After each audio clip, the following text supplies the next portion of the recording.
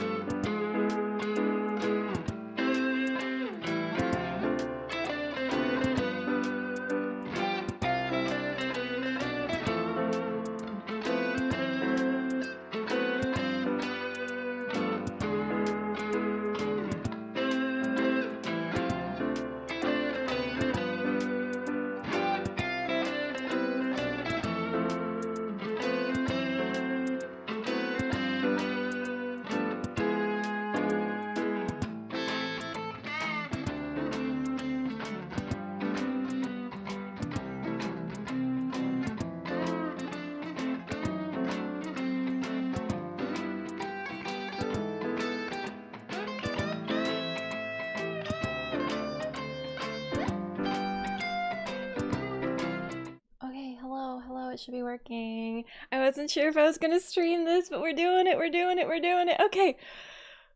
Oh my god, hello everybody. Okay, we're gonna watch this all together. Are you ready? I need water. I don't need water. Hi, Marlo. Okay, okay. Hey, child, come here. Come here, come here, come here, come here. Come here. I scared my cat a little. Good morning, everybody. Who's this cat who's grabbing my leg? And my okay. Hey.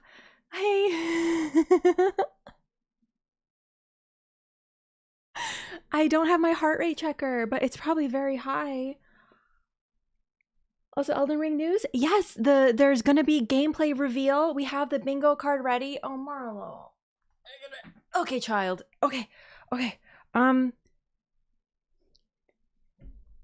good.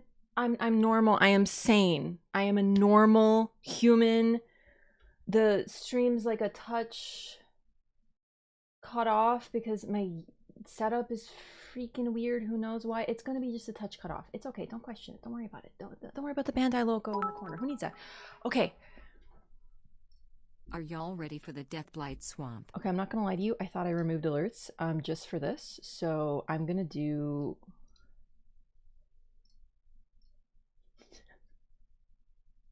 I couldn't do it quickly enough, so I'm sorry, but we're removing everything because this is gonna be just temporarily. Okay, I'm not ready. I'm ready. I'm ready. I'm not ready. I'm not ready. It's 9 in the morning, 10 in the morning. Okay, 2 minutes. What are we expecting to see? Something very exciting.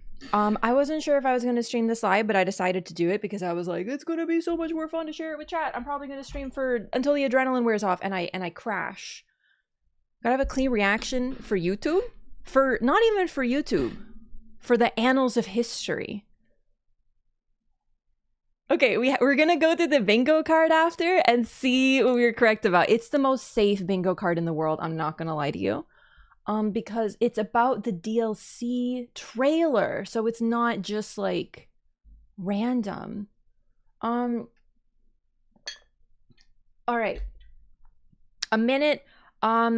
There's some rumors it's going to be a June release. That would be great. I don't think any sooner than late March. That's like soonest based on Elden Ring precedent. Probably going to be more.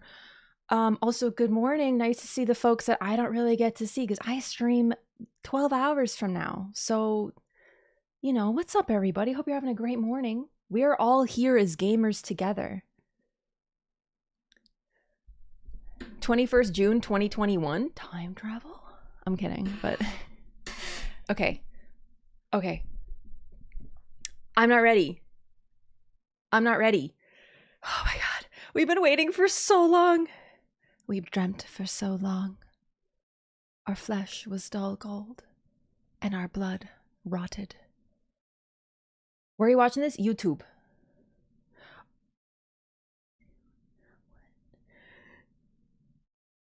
Peggy 16. Ah!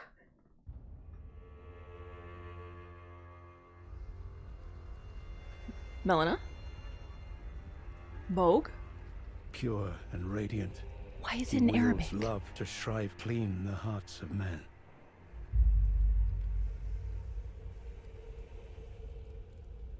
Feet? There is nothing more terrifying.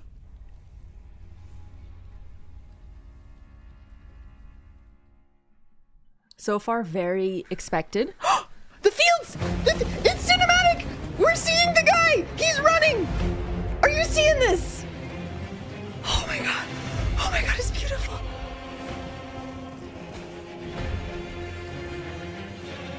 Take me. In No! a forsaken place, blood Flowers! must spill.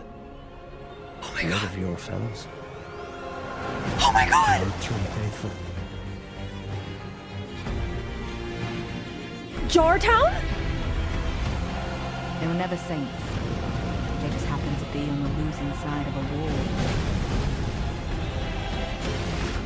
Oh god, we're gonna get sucked! Finally!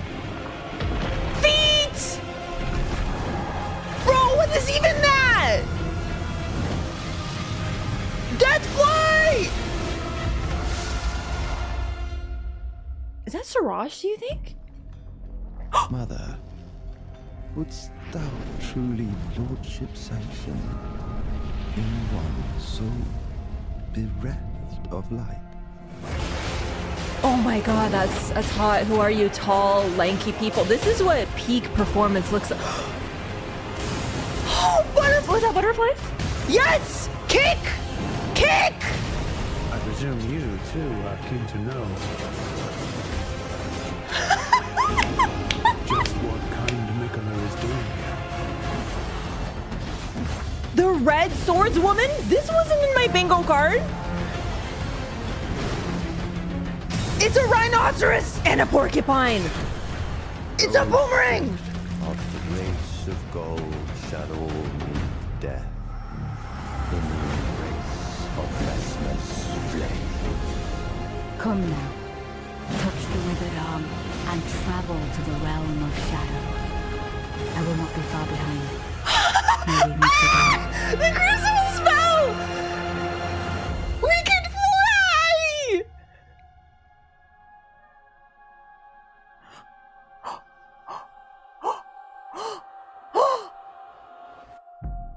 That was Mikola. That was Mikola. That was Mikola. Hand in everything, but not otherwise shown? Question mark.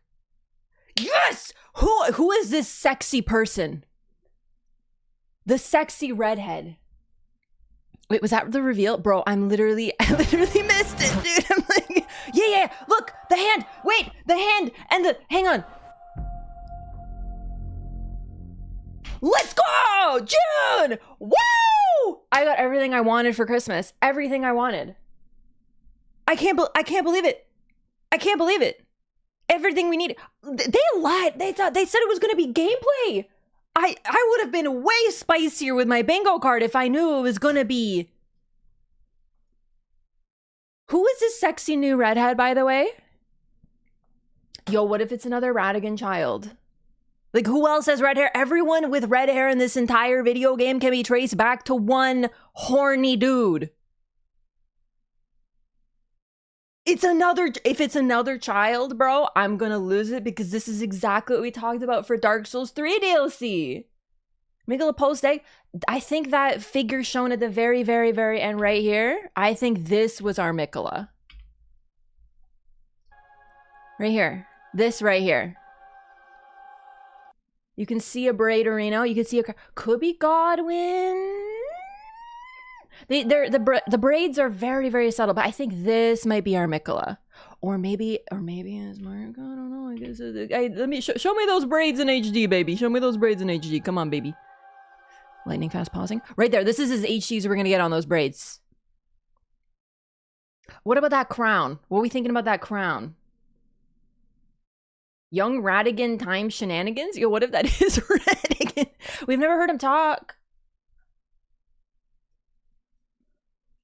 Young Riker?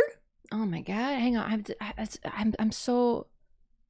I mean, I said Riker was hot. I hope it okay, listen. I hope it's another child because that would be just like Dark Souls 3 DLC. We know that isn't Mikola because Chloan's voice actor from Dark Souls 3 was credited as Mikola's voice actor in oh my god, what is this? Oh, it's a little countdown thingy. Wait, oh, this is the start of the stream, silly. You gotta go back to the last 3 minutes. I cannot believe all that they put in 3 minutes. I don't have words. I'm gonna watch this with subtitles, but for some reason the default is Arabic. Actually, of course, alphabetic. That makes perfect sense. We're gonna watch it through one more time. I thought it was gonna be gameplay, so I was like so much more like chill with my expectations. I'm gonna cry. There's so much cool stuff going on. Okay, let's watch this through again. I want to see, like, I need to see the words. I can't. That's Melina. That's feet. Melina feet. Is it Melina? I think that's Pure Melina. and radiant, he wields love to shrive clean the hearts of men. See, this suggests is talking about Mikola, pure, radiant, wields love, shrive clean the hearts of men. Shrive? Bro, I haven't heard that word anywhere in my life. I am so pleased by your literature awareness, FromSoft. Thank you. This is kind of what we were talking about with sort of like, also I'm not going to look at chat too much because I know y'all in other chats and I'm fine with y'all living your life, but I want to see what I see without influence from you. So the Mikola, this is what everyone expects. This is the fan moment. This is where we're like winky face and everyone's like and if they're right, if this is the DLC entry, which does appear to be what they're hinting at, but they could subvert our expectations, then this is what everyone expected. And this is also very late in the game post Moog. Yes, you can access it earlier. There's several different entries. I think there's just 2 different entries. Vare's questline, anytime, or this. I'm hoping this isn't going to be the DLC entrance. This is a little predictable. This is a little, FromSoft doesn't need to go special with everything, but this would be very boring on their part. And that's okay because I trust them. But I was hoping for something more surprising. I was hoping for something to truly get us going. So I'm not saying, we're not sure. It's just shown in the trailer because Mikola, or at least a horse riding figure, who everyone believes is Mikola, is in the promo image. Okay. So this is like the expected part. And then of course we see more terrifying. Fan favorite Mikola. Do we recognize his voice? I am bad with voices. I think this might be narrator bro, though. Do you think it's narrator bro? She asked rhetorically while not looking at her chats. Crows. Okay. We got crows. We got... Look at the gold. Look at the reflection. Look at how, honestly, death-blighted things look. I don't see any flies. I don't see any outright corruption, but the color scheme is giving big Deathblight and Godwin energy. Definitely. This is not a happy land, but it is bathed in rays of gold. And look at this sky. Do you see? I don't know if this is like a intended thing up here, but how it's like sort of gold. I'm just gonna watch. No more talking.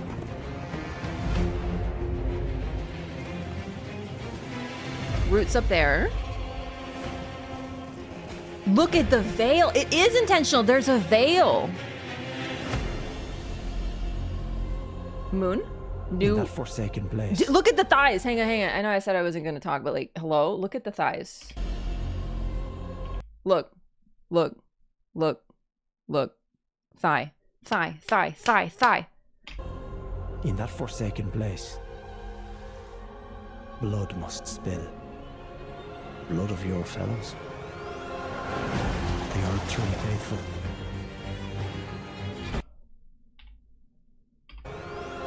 Nice hat. The Earth Tree. Look at the swamp! Oh, I want to freaking dip my toes into that baby.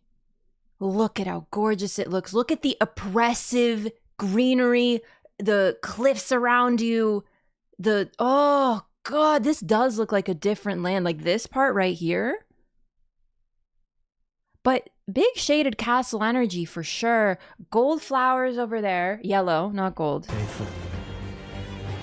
This, oh my God, this track, this bit right here, listen. The Earth Tree faithful. I want that to be my boss theme. The Jar Town? More volcano imagery. They will never saints.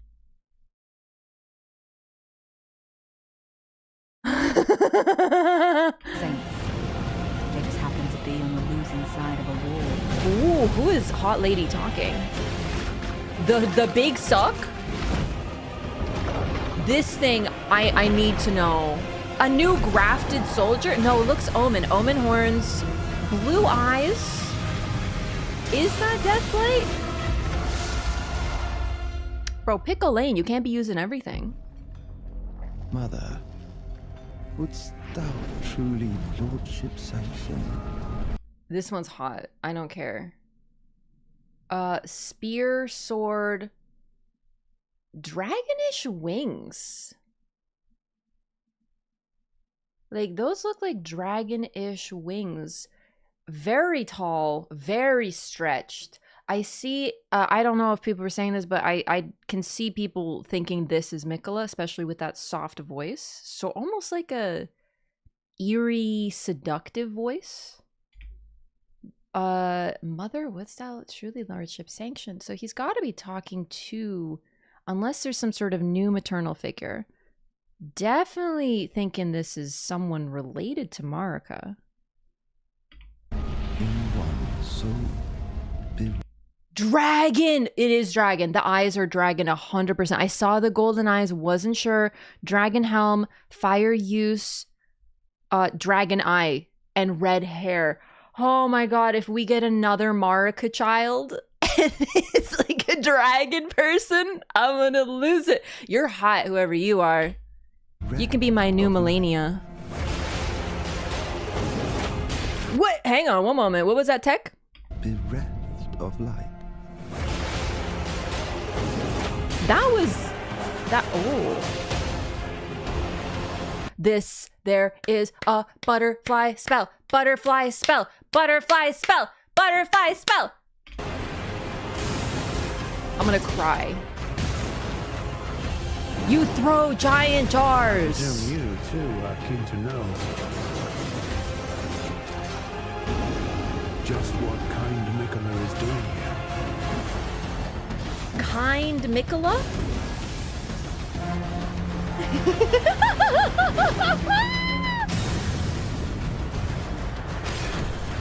Those stripped of the grace of gold shall all meet death in the embrace of Mesmer's flame. Your name is Mesmer? Come now, touch the withered arm, and travel to the realm of shadow. I will not be far behind. May we meet again.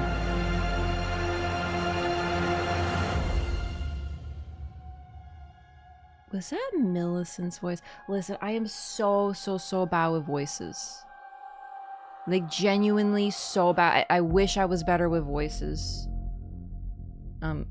Trailer? Oh.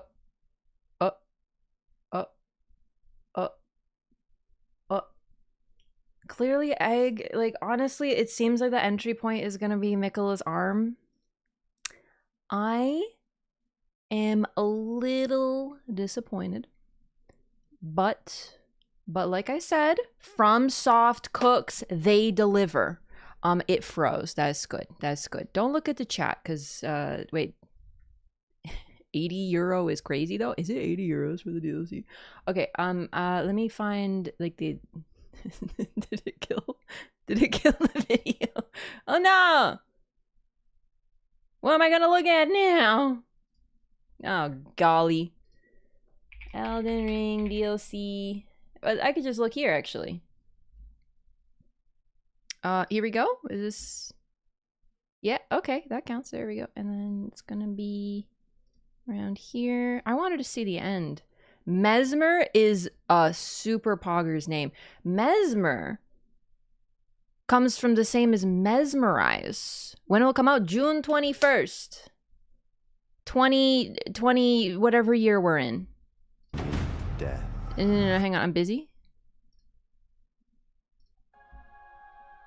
And that's gotta be Mikola.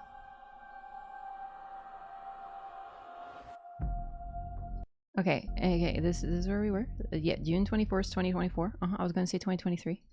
Pre-order to get in-game bonus gesture Ring of Mikola. Come on. So this is what gesture, and this is another. Are we gonna get one in this direction, and it's gonna be Ring of Millennium? We're gonna go doot doot doot. Oh my god. I don't know where people are getting this 80 euro from. I did not see because okay, wait, where's this is what I want to see. This is for the pre-order statue of Mesmer the Impaler. Oh no, why are they giving me another red-headed hottie? Like I can't do this again. Literally, if I had a nickel for every hot, tall, red-headed boss that I wanted to freaking date, I'd have 2 nickels, which isn't a lot, but it's crazy that it's happened twice. I want this, dude. It has an art book, a 40-page hardcover art book. Ah, this is what they freaking get me every time. Official soundtrack? Soundtrack is Pog. I feel like we got everything on the bingo card, to be honest, and it's almost unfair. I literally thought it was going to be gameplay chat. I thought it was going to be, well, gameplay. I thought it was, they said gameplay trailer, not cinematic. I was expecting it to be like a couple guys goofing around. This is the initial trailer. This is even better. I'm super pumped. Mesmer. Okay, comes from the word for mesmerize. Pure and, so this, he's not pure and radiant. He is bereft of light. Very stretched, very interesting. Associated entirely with dragons. This was not in my bingo card. Even in my wildest dreams, I don't think I could have come up. Like, I was thinking another surprise Marika family member. That was definitely in the cards because they've done that before in previous games, in previous DLC. They've been like, surprise, you know, all the lore that you figured out about this character and how they're related to this character. Yeah, by the way, there's another child. There could be another person that he's talking to when he refers to mother. But naturally, when I hear mother, also look at this gorgeous snake over here. Yeah, so there's snake imagery, dragon imagery, serpent and dragon. Definitely an association with, potentially with Rykard. Rykard is snakes, of course. He allowed himself to get consumed by the serpent. Oh my god, I don't even know what to do because I wanted to do a trailer reaction. This is kind of that. Like, not the reaction, the like analysis. I wanna do that. I wanna make that a video. I was gonna record that. I didn't know what to do today. I didn't plan. I woke up today and I was like, boom.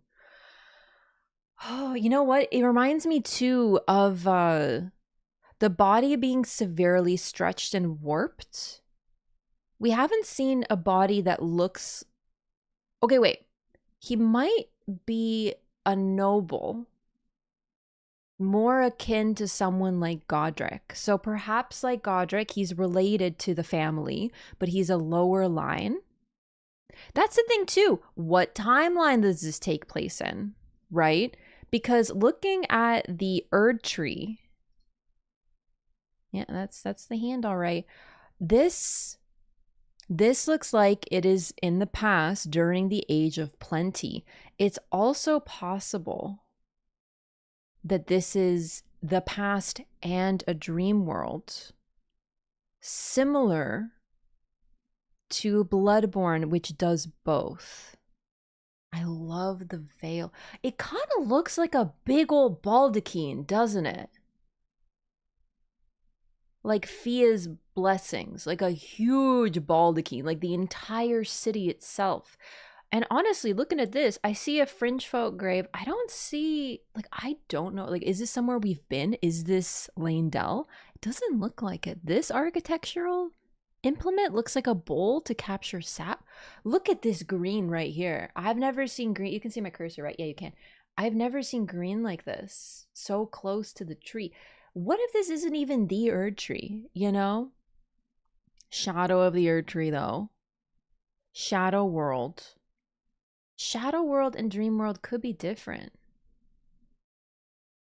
I think people have been invading different worlds, but what is the Shadow World, you know? Is it like the Dream World? Is it a different plane? I am so...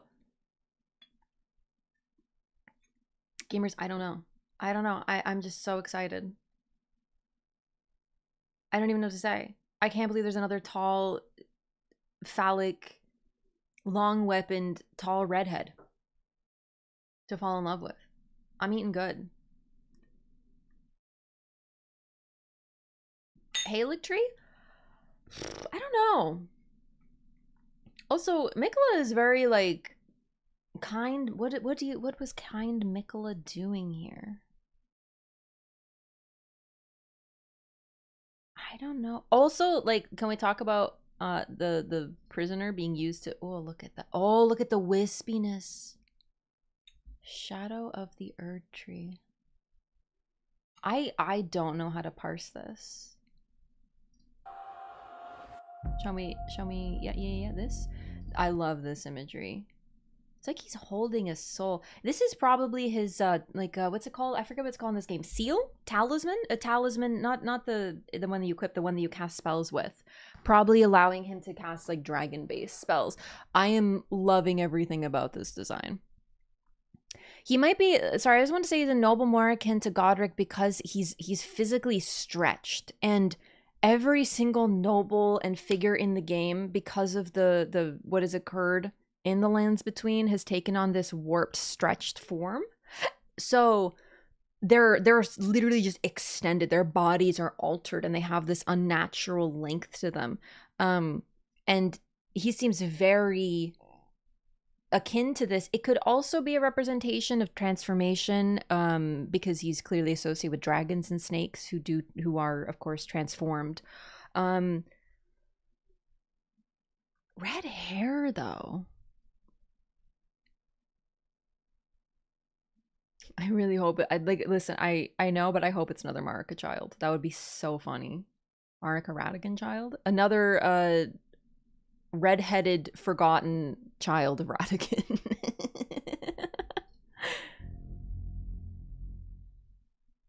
This, I want to show this guy. Beautiful. Oh, my face is covering it. I'm so sorry for gore. The beautiful prisoner used to showcase all important things in this game now.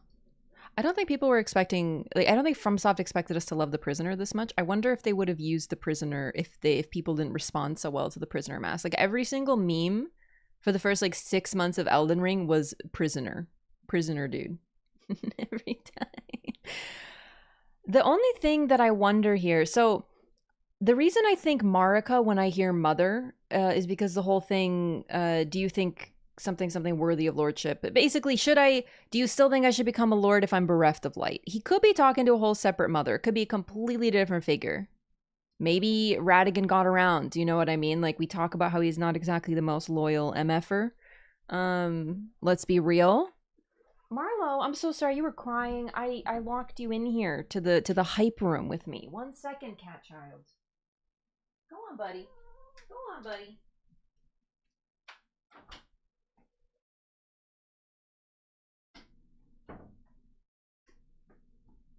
I am obsessed with Mesmer, by the way. Like, I didn't know that I'd have someone new to love so soon. Okay,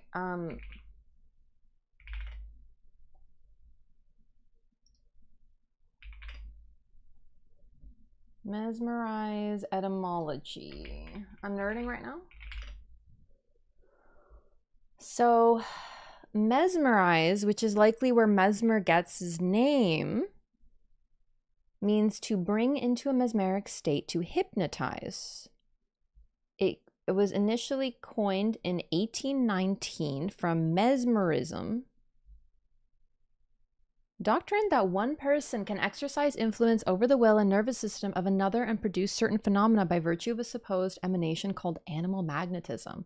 1798 from French mesmerisme, named for Franz Anton Mesmer, Austrian physicist who developed a theory of animal magnetism and a mysterious body fluid which allows one to hypnotize another. Interesting. I can't help but think that's related. Like, the name is not an accident, even though it's spelled a little differently. Considering the very first line is radiant and pure, he shrives clean the hearts of men. Right? Like, there's definitely some stuff that's going on here.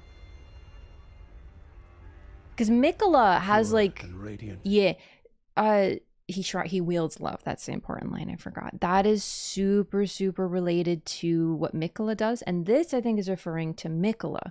We already know that he has an ability to do this, whether it's something that... I wonder if the butterflies is a Mikola spell. That would be neat. Mesmer in Old German. How old?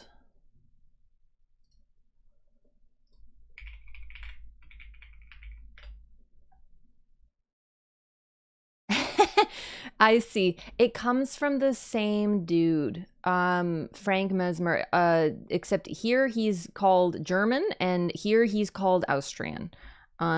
Sort of like how when you talk about Marie Curie, the French claim she's French while the Polish insist that she actually was Polish, and by the way, she was Polish. Do you know what I mean? It's one of those situations. She was both, but it's one of those, right? So yeah, it comes from the same dude. He's the reason that we coined this term. And this is, oh my god, can you believe that we have a boss named after an Austrian/German physicist from the freaking 17 to 1800s? This is not in my bingo card. What if the mother is the formless mother? I don't think so. There are like other mothers, of course. There's lots of mothers. Everyone's, you know, born of a mother. I love this, by the way. This is giving big Latria. This is giving huge Latria. I am gonna freaking lose my sanity and slip into another realm. Ghost Flame, by the way. I can't analyze too much. I wanna, oh my god, I'm not ready. I'm not ready, dude. Mizaki's Lord of Making Names? Seriously.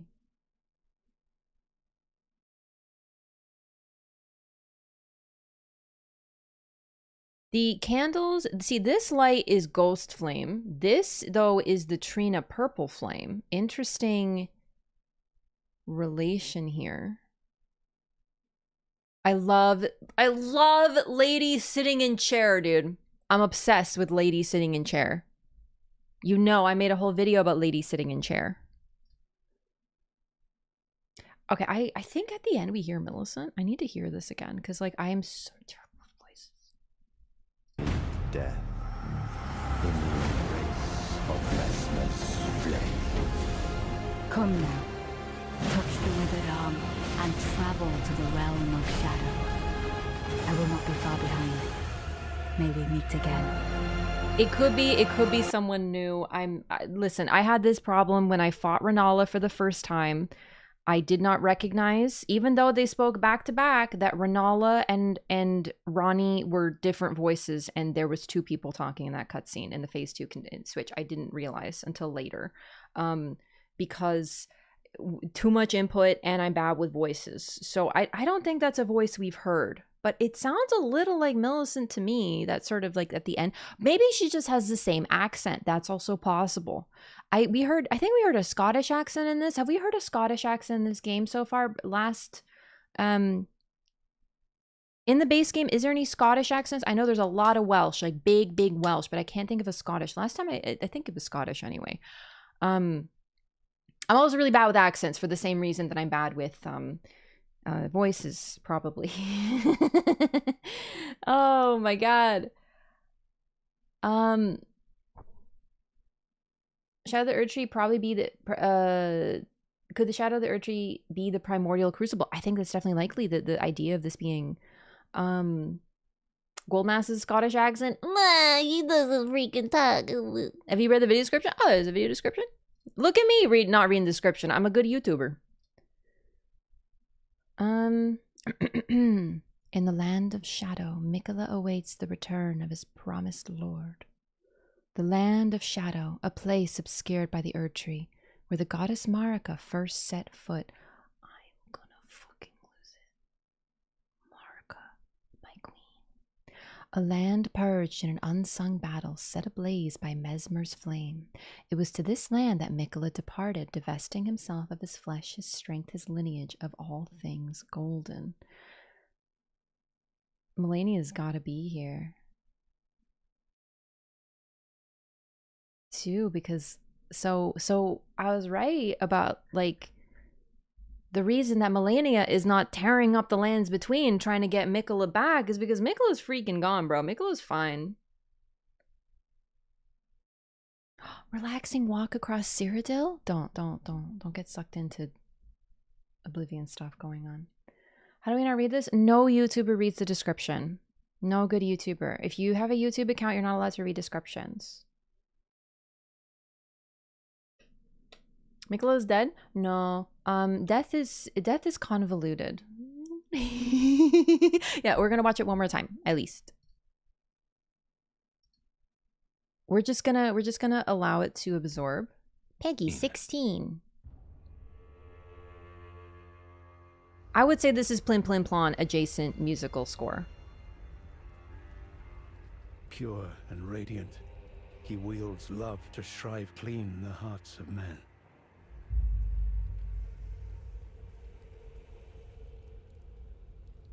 There is nothing more terrifying.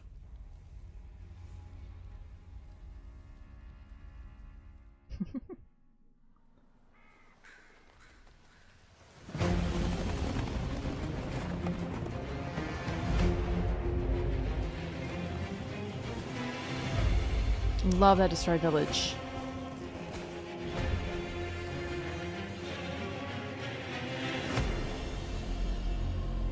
I don't know what I'm looking at with that In moon that thing. forsaken place, blood must spill. Blood of your fellows. The Erdtree faithful.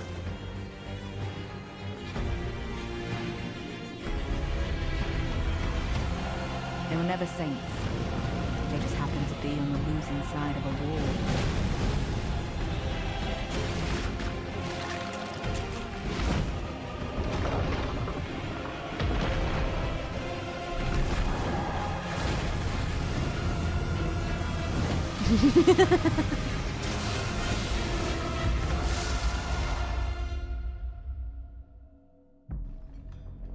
Mother, wouldst thou truly lordship sanction in one so bereft of light?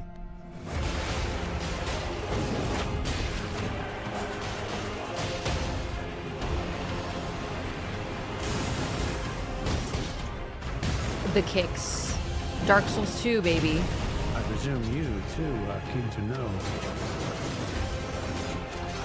Ishin's Glock! just what kind Mikola is doing here. Kind Mikola is such a strange cadence.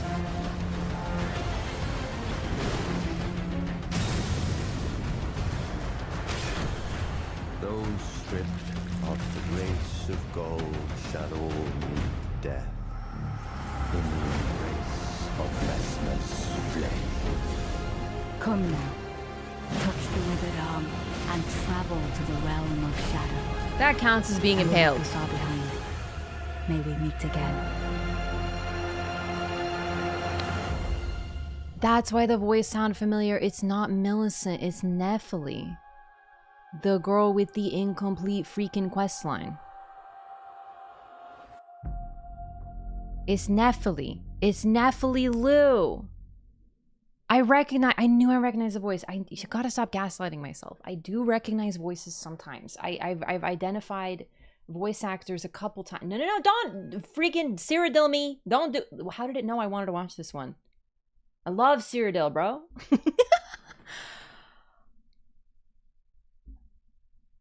Can you believe this is real? Can you believe this is actually freaking real right now? Like, let's stop analyzing for a second and just live in the moment and realize that this is the Shadow of the Erdtree is coming out.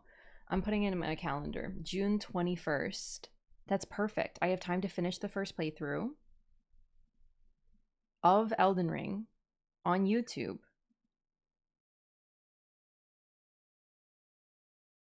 It's perfect. June 21st. I got nothing scheduled. Shadow of the Erdtree DLC. Set a reminder one day before and at time of event. And let's make that around like noon. That's like a good time. And like I'm gonna forget. Boom, baby. I hope you're putting this in your freaking calendars, gamers. I know everything is gonna be like a countdown to it, but you know what I mean. I can't believe it. It's happening. It's been 2 years since Elden Ring came out, almost to the day. It came out on the 25th of February, 2 years ago. And ahead of the anniversary, they're just like, we can celebrate a little bit early. Here's Shadow of the Erdtree, by the way. Going to a wedding? Sorry, homie. I know you're getting married, but oof. You know what? If they're cooking what I think they're cooking, which is sort of this okay.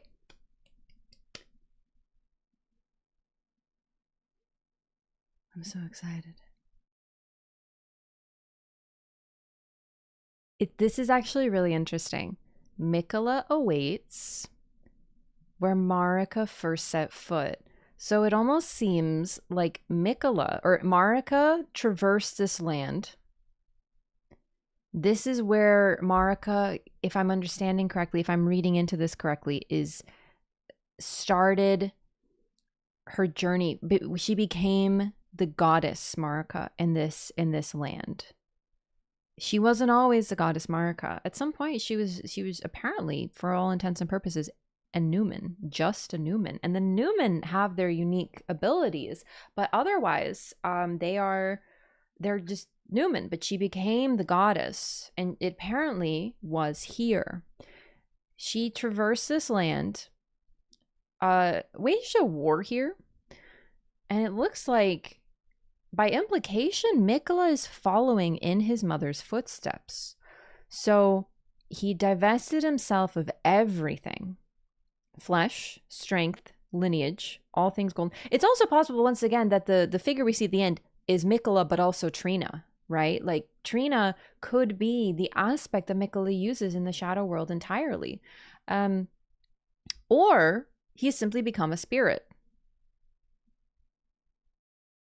So the thing is, though, that I find really interesting, and what I'm hoping they do personally, is this would be perfect if Miquella, the DLC center around Miquella, but Miquella is not necessarily shown very much. I think that would be ideal. That would be really interesting. There's precedent for it. They've done things like Filianor is the center of the Ring City DLC, never speaks a word.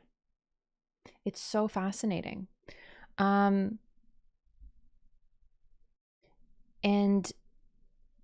Marika, despite not appearing very much in the base game, is the reason that the base game occurs. So if the Land of Shadow DLC is centered around Miquella, and we enter it because of Miquella, and it's sort of like following Miquella's path, that would be very one-to-one with what they did in the base game with Marika.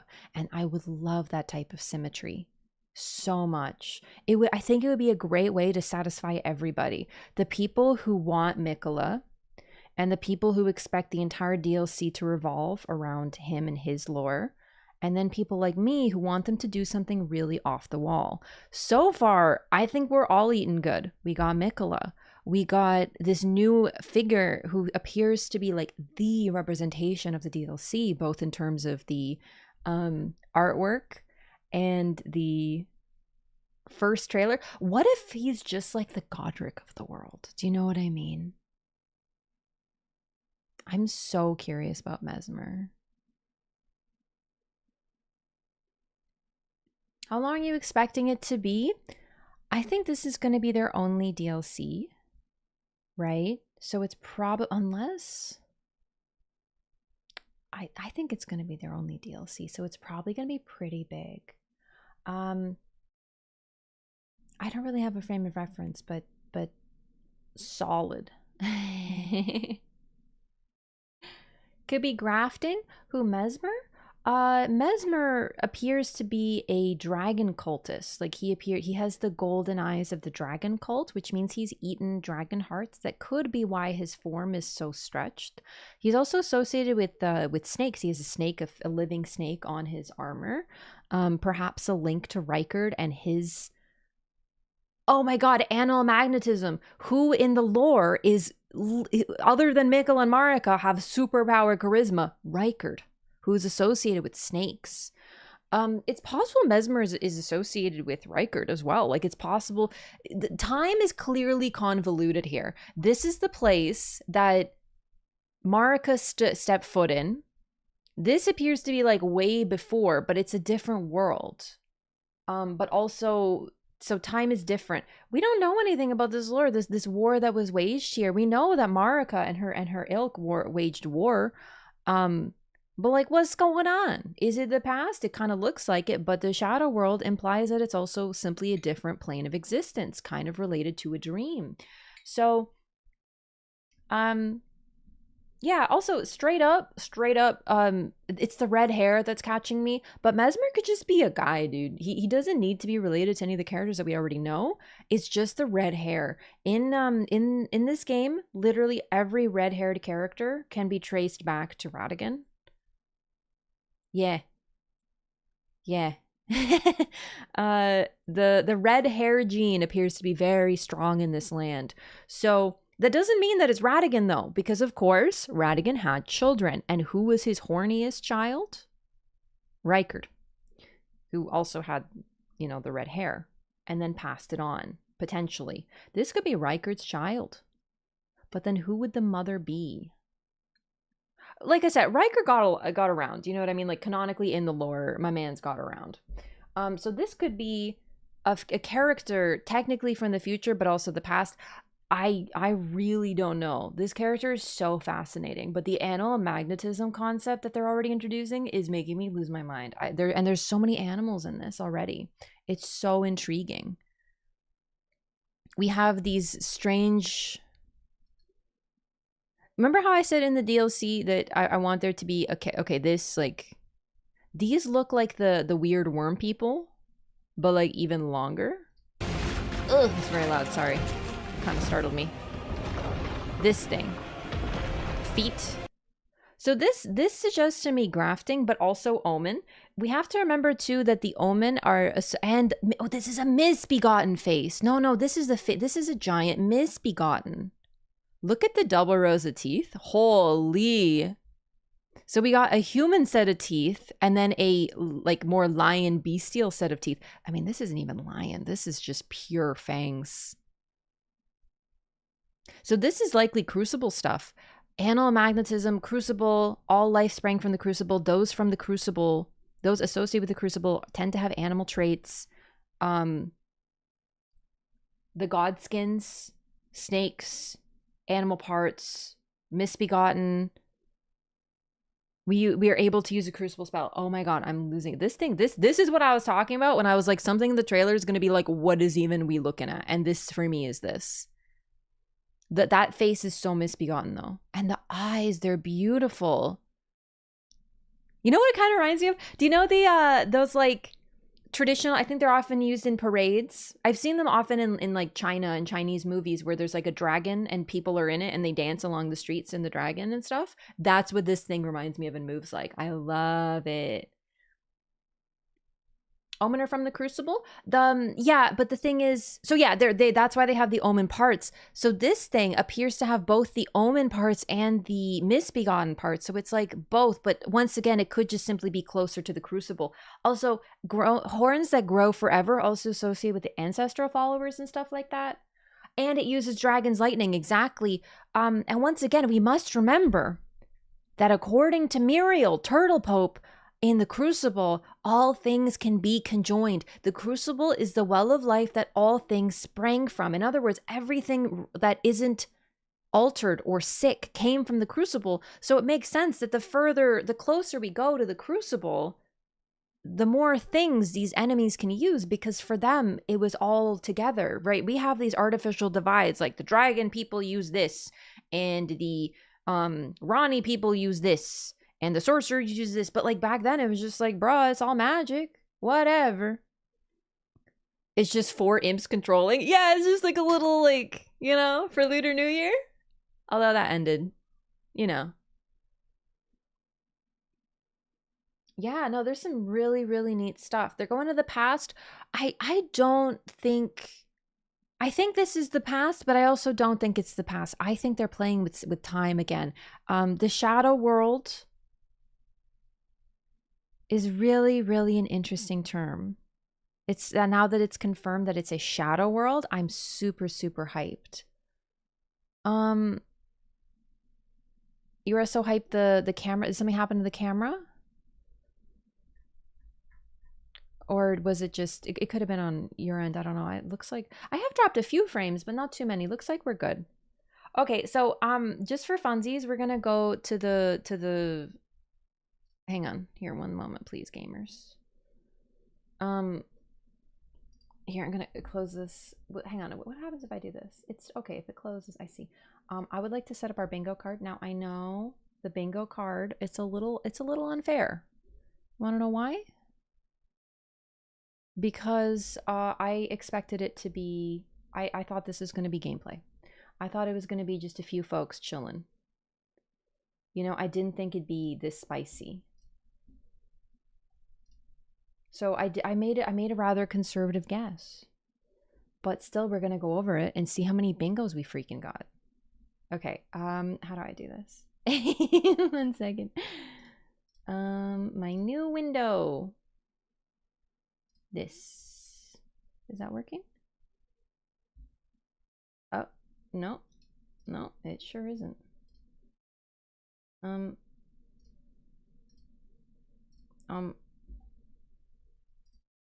Okay, fun. Hang on. Let me, how do I do this? The bingo card is not wanting to work for me right now. It won't let me open it. Can I just like open this? Will it read paint if I open paint? Oh God, it's so bright. All right, but paint hurts my eyes. No, it hurts. I think it's more dragons than Rykard, but I think the Rykard link cannot be entirely ignored. Also in Dark Souls lore, I know Dark Souls, Elden Ring, different game and stuff, but snakes represent snakes are failed dragons. It's like big lore. Okay, I can't get the bingo card working. Oh, okay. Oh, okay, there we go. I'm so sorry it's like a little cursed. But we're just gonna go over it real easy. I'm gonna do this. Is that okay? I don't know why it's like so over in that direction. There, I'm gonna make it a little window. So that way, you know, you guys aren't blinded. Okay. New Grey Rune teased, not that I saw, so that's no. Feet, that's a freebie. We literally saw feet, no problem. Dival Armor, not that we saw. Sleepless Deathblight spells? No. Crucible spells? Hints of new questline? Okay, that's a freaking freebie. Release date announced, freebie. Dival Armor, I freaking wish. New NPC, free. New areas, free. Chat, I thought this was gonna be like literally 2 little NPCs or 2 little characters playing while a guy in Japanese talks over, hello, so this is our new spell that we've discovered. This is our gameplay trailer. I thought cinematic was coming later. Third image in the trailer was a rune, but was it a great rune? It looked like a rune, but is it one that we can use? It was kind of just like floating. There was a swamp, guaranteed a swamp, like easy swamp. I should make this pink. Okay. Potentially great rune teas. Like, I will take your argument there. Pre-order bonus Tauren armor. I swung and I missed. I was like, I actually said a gesture, but I was like, nah, bro, I'm leaning in. Melina appears. I really feel like that figure we saw at the start was Melina and her feet, but we can't be sure, so we don't get it.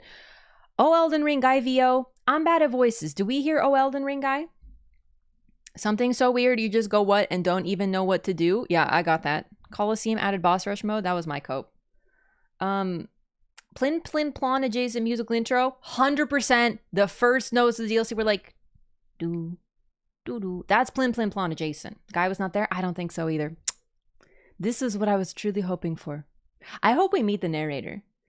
A gesture is a week pre-order bonus. That's all it is. That's what they did for the base game. There's really not a lot of pre-order bonuses. Like, what are you going to give people? Like, free armor? It's not really that type of game. Do you know what I mean? The game doesn't have cosmetics. It doesn't have like that sort of stuff. You're pre-ordering the game because you want to play it day one. You're not pre-ordering it because you're getting some dumb gesture. Do you know what I mean? Also, release date announced, right? That one.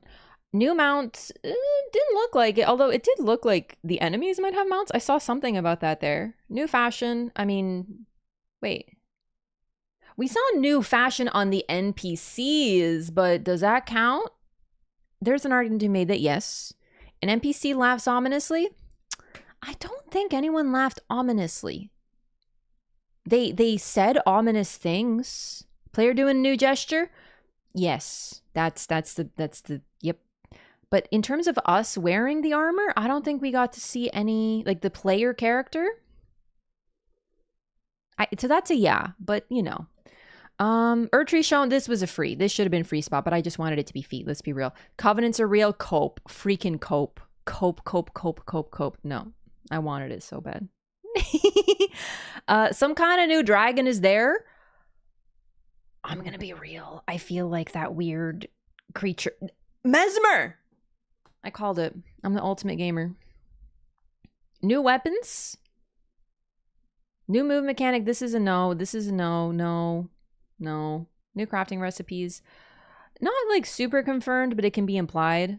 So I think new weapons for sure. I think fashion ring we ought to give it. Or fashion. Elden Bling. I know. You guys are right. Elden Bling is so much better for real. But like the thing is, we did see a new weapon, but it wasn't in our player's hands. So is that really fair? I'm shocked we don't have bingo yet. Maybe I made this too hard. Blutterfly spell was a sleep spell. I don't know that it was. It didn't have the typical sleep colors. I have to look a little closer into it. Like, yeah, I want to go over this with chat for sure, but I'm gonna watch the I'm gonna probably just record like an analysis at some point. So, seen a player throwing a big old pot that's probably craftable. Or what if you can pick up things in the world now, like it's freaking Zelda? New quick step that as they teased. I was talking about movement mechanic related to Torrent for this particular one over here. Not Ash. There was no aggressive, obvious sleep stuff. Like, yes, it could be the butterfly, but the thing is, the spells tend to have a similar coloration to represent their alignment. So I can't be sure. Let's watch that bit one more time if I can get it open. Although, yeah, we didn't get bingo. This is the safest bingo. I just would like to be vindicated from people who said this is the safest bingo card of all time. I didn't get bingo, dude. Honestly, if I had known this was cinematic, I probably would have been like sexy tall boss, and then I would have gotten bingo, and I would have been like, I had one that I was gonna do for like boss kills you in the cutscene, and that to me counts with like with him like doing the grab, just like Melania, easy. I would have done way spicier things. I let myself hesitate, and that is what defeat is. Crucible Night Wings count as new move mechanic? No, this is for Torrent exclusively. This is Torrent. int, which by the way we didn't see. Well, we did see torrent. Actually, no, we did. This is what I meant for that, not an Ash of War. That's like cheating.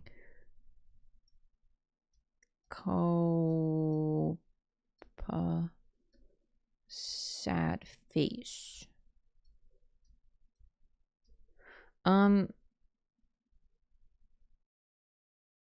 Maybe the A got a little broken there. Maybe. I wish. Although we don't know, maybe they'll add boss rush. I miss you. This is another maybe. It's just they're not like super outright obvious, and they lack the usual coloration. Also, with the butterflies, okay, so mesmerizing has also been used to describe like really sparkly, alluring things. Also, in my opinion, you could use like peacocks as an example. So peacocks, literally when they open up their of course peacocks, the males, right? Not the female peahens, but the peacocks, when they open up their tails and they wiggle them, it's supposed to basically hypnotize people, people being in this case peacocks, other peacocks, and it's used for threat, intimidation, but also as part of their mating dance. And literally what it's supposed to do is like hypnotize the female peahen. So when I see butterflies do a similar thing. There's actually butterflies in nature that have eyes on their wings. You've probably seen pictures of them. And when they open their wings, there's like eyes. It's meant to mimic predators, and they can actually scare away predators. So what they do is they literally sit like this, right? And then whoosh, they open and there's eyes, and everything around them like, oh my God, where'd that predator come from? And they freak out and they run away. Not quite mesmerizing, but there's something to be said about that concept. And the idea of butterflies being mesmerizing is definitely something that we could consider too. Personally, it could be butterflies are very associated with Melania and Mikola, of course. Nascent butterflies, Aeonian butterflies, smoldering butterflies. Melania transforms into a butterfly. I had this whole theory about I'm not the only one, but like, yeah, Mikola being represented by a moth. Moths also represent transformation, just like butterflies do. Melania and Mikola are twins. It would be a really great way to create like a symmetry between the two twins. Additionally, moths are often like silk moths are used to create silk. Really, it's their the worms, I guess, but you know what I mean. The concept of spinning and the cocoons we see everywhere in the halig tree could be related to that. So those could have been moths. They sure did look like butterflies, but sometimes they look similar. So I'm definitely seeing some stuff there. I'm just really pumped about butterfly spell, to be honest.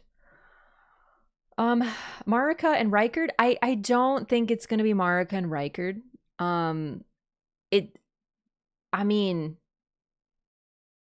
I don't think it's gonna be Marika and Rykard, but we don't know. Definitely, I'm seeing some Rykard relation, but it could be.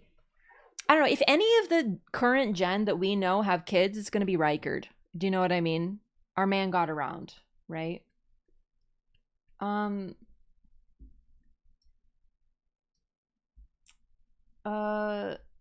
Game says I played Elden Ring for 999.59 hours. Is that a lot of hours? No, gotta get those numbers up. Just kidding. That's a lot of hours. I think we can see the armor in game and compare. It could also be a maiden. Honestly, what if remember how I had this theory about it's going to be our maiden that we meet in the Shadow World? I would love that. Amazing. The weapon and the snake. Yeah, the handle did very much look like the Blastus blade. But wait, also it kind of looked like one of the Erdtree spears, that like weird thingy at the bottom. Like of the thing. Like, he's obviously a blasphemer. He is, right? But there could be different forms of blasphemy. I'm definitely seeing some Rykard relations though, because Rykard is also a character who is in the lore described as having this sort of animal magnetism. Like, people are attracted to him. He's basically almost like the devil of the game, right? Like, he's just the ultimate screw you, complete reversal of everything else. Like, oh, we're supposed to follow the Erd tree and not burn it. I'm gonna burn it. You know, he wants to do every blasphemy in the world, and he's also, okay, admittedly this is cut content, but he's also bisexual. Like, the man is just horny, right?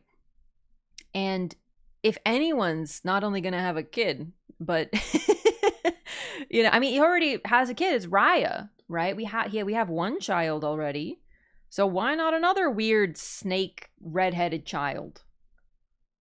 Mesmer will be one of the big bads. What's interesting too is I wonder if Mesmer is going to be like the boss of the DLC.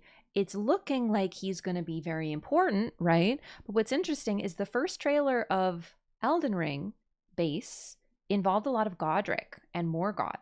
Morgoth spoke and Godric spoke, and Godric was just the effectively first boss, right?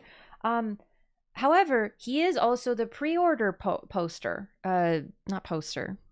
the pre-order statue, right? So I also think the Impaler. Oh, yeah, the Impaler. That's another thing I want to talk about. Probably named for Vlad the Impaler, who was a guy who got the name because he impaled a lot of people. He did a lot of bad things. He was considered he's the reason we have the vampire myth, is this guy. So, you know, there's a little bit of that there too. He's definitely supposed to be this. Also, I completely misheard. I thought when he said mother something lordship to one so bereft of light, I thought he was talking about himself and implying that he is like the shadow and the dark side. But then I realized, no, that was just him talking about the player. So no, he meant us being bereft of light. So that's my bad. I thought he was being one of those like, I am truly bereft of light. I am the emo boy that your mother tells you not to hang out with, but you can't help but fall in love with because I got such a big spear. Which is like, whew. His wings look more bat-like than dragon-like. Yeah, the dragon on the helmet though, 100% supposed to be dragon imagery. The eye is the big giveaway. If you do the dragon covenant stuff, if you eat a bunch of dragon hearts, you're gonna get those eyes. So, the sigils on the box. Oh, I want to talk about that too. Thank you so much for the reminder. Let's go back to the trailer. We didn't get bingo. LOL. Yeah, we're gonna watch through one more time, at least. Okay, I have it open here, and then switch window capture to Shadow of the Erd Tree. There we go. Beautiful, beautiful, beautiful. Hee hee. So yeah, the final boss might not be revealed. Now, okay. I don't think Mesmer is gonna be the final, but I wonder if he's gonna be a mainline. Chat, I'm sort of new to the like pre-order bonus collector's edition stuff. Was there a collector's edition for the other games? This is not something I know about. Spot on the June release. Yeah, I got the info from Pine and other tweet people on Twitter. So like that was a freebie. Someone else figured that out, but I'm very pleased. Doesn't Dracula mean son of the dragon? I have no idea. Dracula is just medieval Romanian for dragon. Had nothing to do with vampires in history. I thought vampires in history were literally basically, at least in like Western myth, were like based on Dracula at this point. Did you not play games for 2022? No, I just didn't pre-order games. Or collectors. I never... Listen, my very first collector's edition was the Elden Ring collector's edition. I'm not joking. I've never gotten a collector's edition before. Because I was always like, well, they're kind of expensive and... You know, I didn't know. I didn't have social media. I didn't see these posts or stuff. I just would like log on to PlayStation and be like, oh, Dark Souls 3 is a DLC. Okay, maybe I'll play that at some point in the next 5 years. So I simply did not know. You miss a lot when you're not on social media. Vlad Tepes was a knight in the Order of the Dragon. This is very interesting. I did not know this. I know Vlad the Impaler did a lot of stuff that sort of is the reason that Dracula was based upon like that mythos. Sort of like Elizabeth Bathory, who like, I think it's Bathory, right? Or am I thinking Bathory because she took baths in blood? I guess it's both. I don't know. But anyway, like she's an origin for a lot of myths like that. Yeah, she killed a lot of women and bathed in their blood to like stay youthful or whatever. She was like a really prolific serial killer, effectively. Although she was also like rich and stuff, so I just feel like it was okay. It wasn't, but I'm just saying, like, I feel like rich people could do whatever the hell they wanted. So, 3 kids in a lion suit. I love this thing. Okay, we're gonna watch the trailer.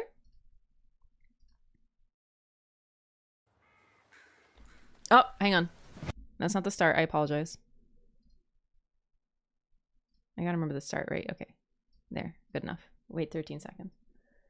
You're watching 0.75 speed. I want to just watch it one time through for the folks who came in a little late.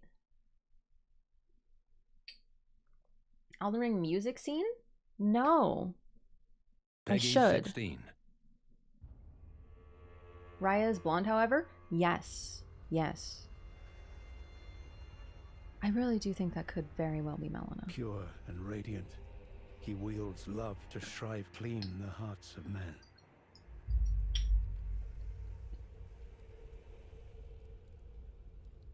There is nothing more terrifying.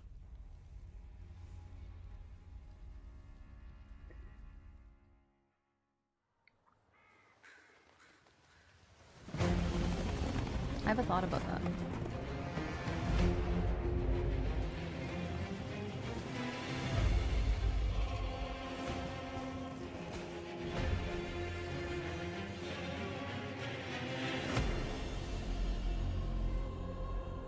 In that forsaken place, blood must spill. Blood of your fellows. They are true faithful.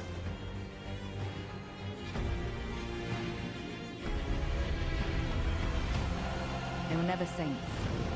They just happened to be on the losing side of a war.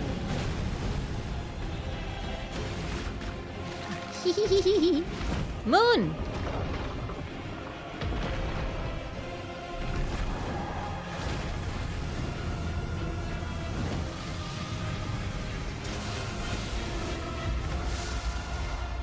I love that thing. Mother, wouldst thou truly lordship sanction in one so bereft of life? Listen, he's seducing me.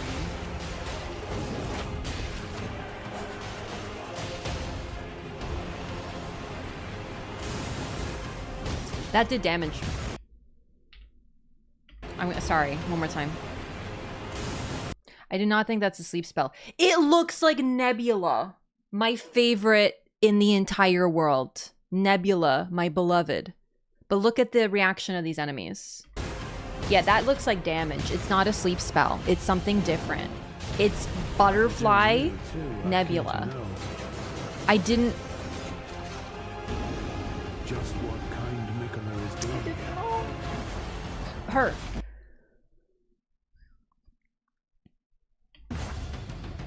I'm obsessed with her. Her. Also, we have the nomadic warrior in blue, and now we're being introduced to a warrior in red, who also uses spinning, graceful dance-like movements. Death in the embrace of restless flame. Come now, touch the withered arm and Yes, travel to the Daddy. realm of shadow. I mean, what? I will not be far behind. May we meet again. I'm so excited. I love Mesmer, dude. I've known him for all of 5 seconds and I love him. Radiant. Interesting. Interesting. Yeah, no, I don't think Mesmer's final boss of the DLC. It's probably kind of like gonna be an in-between between something like Mulaney and Godric, which I know there's like a vast, chasm between the two. But generally, also I've seen some folks mentioning, hey, check out the Elden Ring website. Because apparently there's images that are, oh my god, okay, fine, whatever, yeah. Okay, this is just Elden Ring. I don't know where to get to this. Is it? No, that's base game. This base game. How do I get to the? Listen, I didn't know. Wretch, my beloved.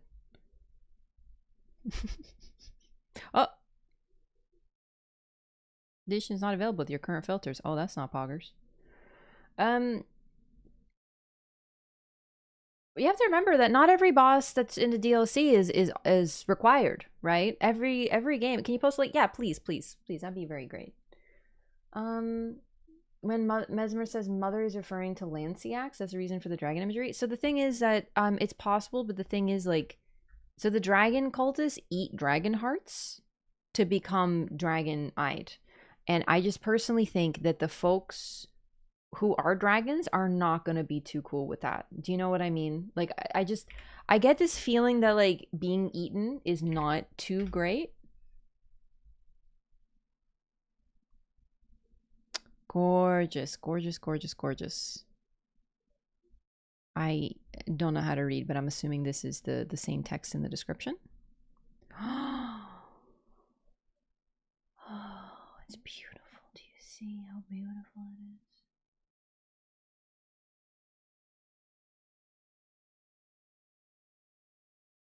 This is not the most flattering picture of this sweet, sweet, beloved creature, is it? So far it looks like we're getting a lot of new NPCs, new voices. I'm very pleased.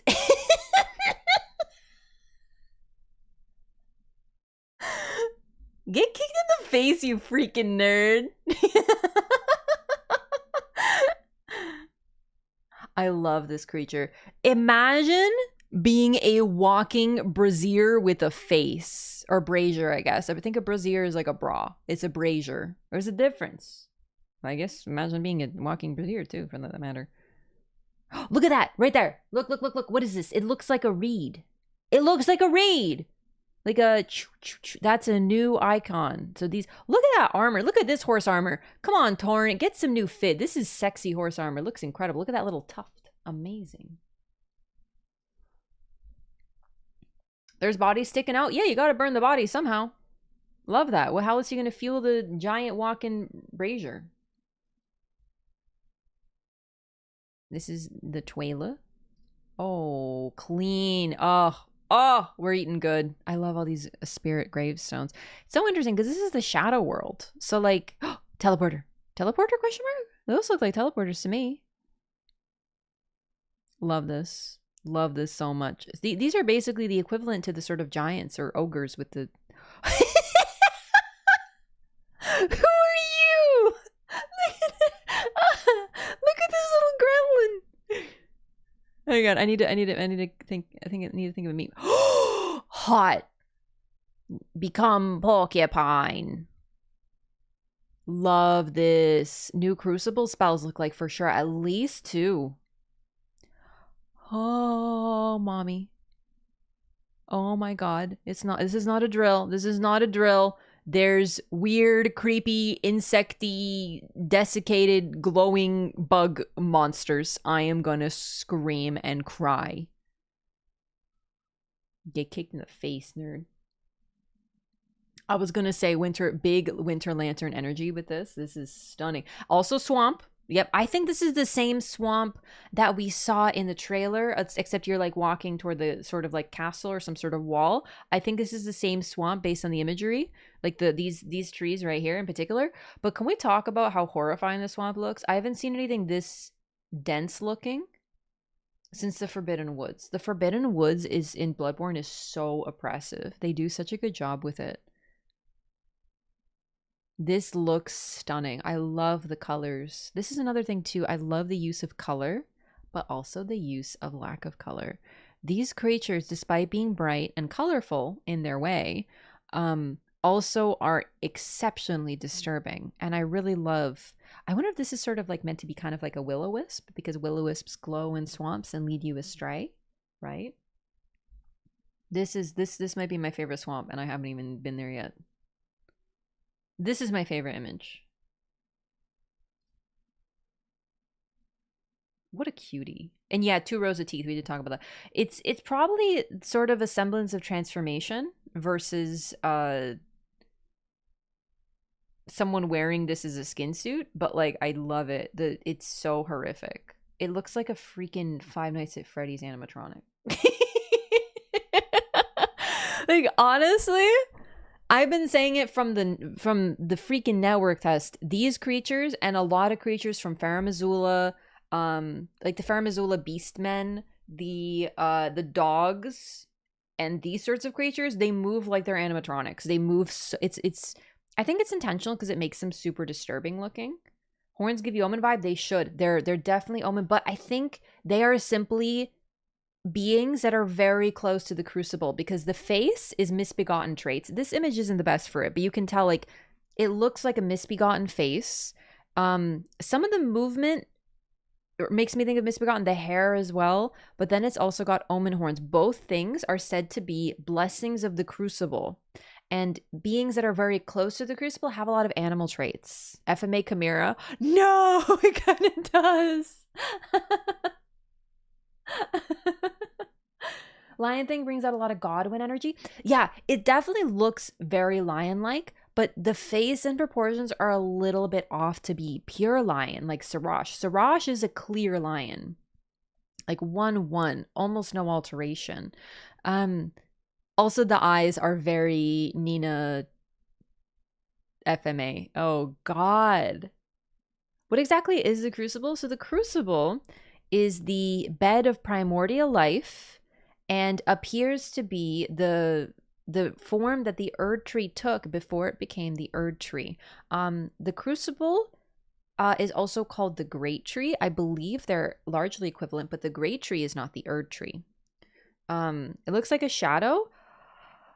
Honestly, I'm not getting big shadow vibes personally. I think people see any sort of like big animal and they're like, yeah, I mean, I get why, right? But the leonine misbegotten we see all over the world, leonine being like related to lion, are not shadows. This is likely just a crucible beast. Because the Crucible would not be... Okay, the Erd Tree is largely considered a parasite that took over and changed the form of the Great Tree / Crucible and turned it into the Erd Tree. In other words, things that were associated with the previous form, like things like that were considered blessings of the Crucible, began to be looked down upon. This was more due to Radigan's fundamentalism and his effort to erase every sign of the Erd Tree's past before it became the Erd Tree, because to acknowledge the Crucible would be to acknowledge that the Erd Tree was not always the Erd Tree, which was problematic for him. He wanted to get rid of that. So effectively, what he did is he punished anything associated with the Crucible. So instead of seeing misbegotten, he basically turned the misbegotten into slaves, although even before that, they weren't necessarily well treated. But we see from characters like Hugh. Hugh is a misbegotten. He is loyal to Marika by choice, right? So there's also a sense of, yeah, maybe misbegotten were treated better. You know what I mean? Also, Godfrey's army involved Crucible Knights, misbegotten, soldiers, prisoners, everybody. And part of that could be like war is war. You need people to fight wars, so you'll take anybody. But it could also be simply that they were aligned. Their interests were aligned. They worked together. It was a true alliance, right? But then after the Greater Will / Elden Beast clearly betrayed Marika and all people loyal to her, and then we have what happened, right? All this is a long way of saying that the Crucible creates creatures like this. This is so Crucible. The horns are Crucible because Omen are said to be Crucible blessed. Animal parts and the misbegotten are Crucible blessed. So the origin of things like this is Crucible, and the origin of the shadows is apparently the two fingers.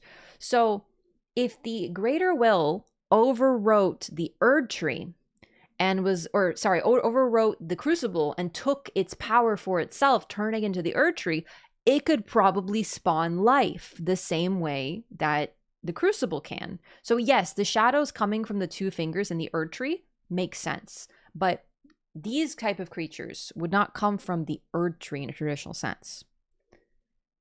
Yeah. Is all Crucible meshed together? Exactly, because it's even closer to the Crucible. So that's the long story short. DLC content is a prequel to the main game or sequel. I don't really think we can think of it so simply. It's probably gonna be a bit of both. It's not gonna be a sequel because that would require confirming one of the endings, which they don't want to do, and they normally don't do. I'm pretty safe in saying it's probably not going to be like a, hey, you got this ending, congratulations, this happens after. No, the timeline is going to be, you know, pulling off the mask or trying to keep it on when it first shows up. We need to watch. It's pulling off a mask. Nah, the timeline is gonna be something they try to obfuscate because it's more interesting. Sorry, I'm gonna skip just a touch to get to the. This is my favorite. I don't know who you are. I don't know who you are, but I love you. I'm gonna get burned again. Last time I said that it was Gideon. But look at his little face mask. In that forsaken place, blood must. By the way, I hope this is an NPC. There, everyone's wearing masks. I love this hair. And the flowers, the white pinkish flowers. This is giving Big Trina right here. Right? This purple, misty mysticalness. And that right there, in fact, does look like a Trina's lily. So this is where I'm expecting some Trina stuff to occur. Is this Trina? I don't know. Spill. Blood of your fellows. They are true faithful. I'm so curious about these people.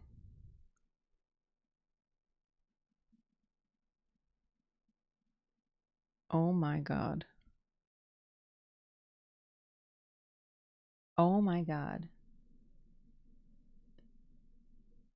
Do I want to talk about...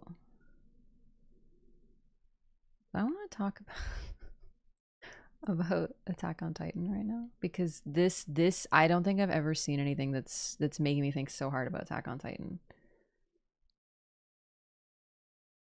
Does look like Morgoth?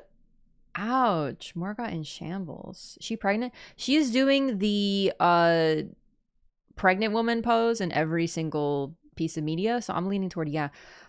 This reminds me so much of King Fritz and Emir. Like, desperately. Even the fact that her eyes are shadowed and covered and you can't see them. We'll look at this closer, but this is very... Even the cloak is Morgoth. Now, does this mean this was Morgoth? Because this is an old man.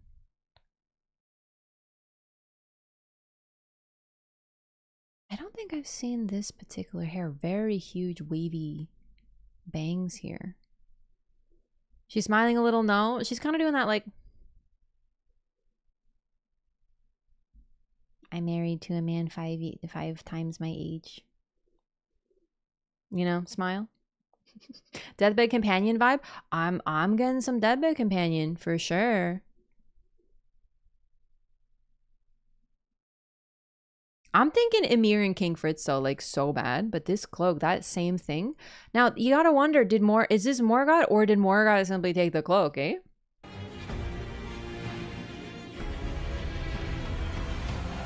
They were never saints. They just happened to be on the losing side of a war. That line goes so hard, by the way.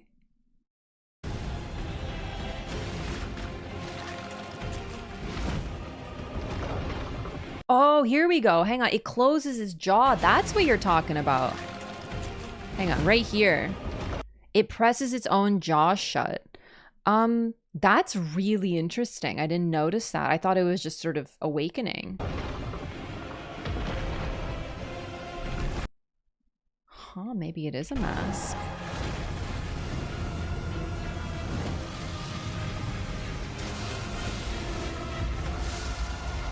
Yo, what if it is actually 3 vulgar militia in a trench coat, though? Mother.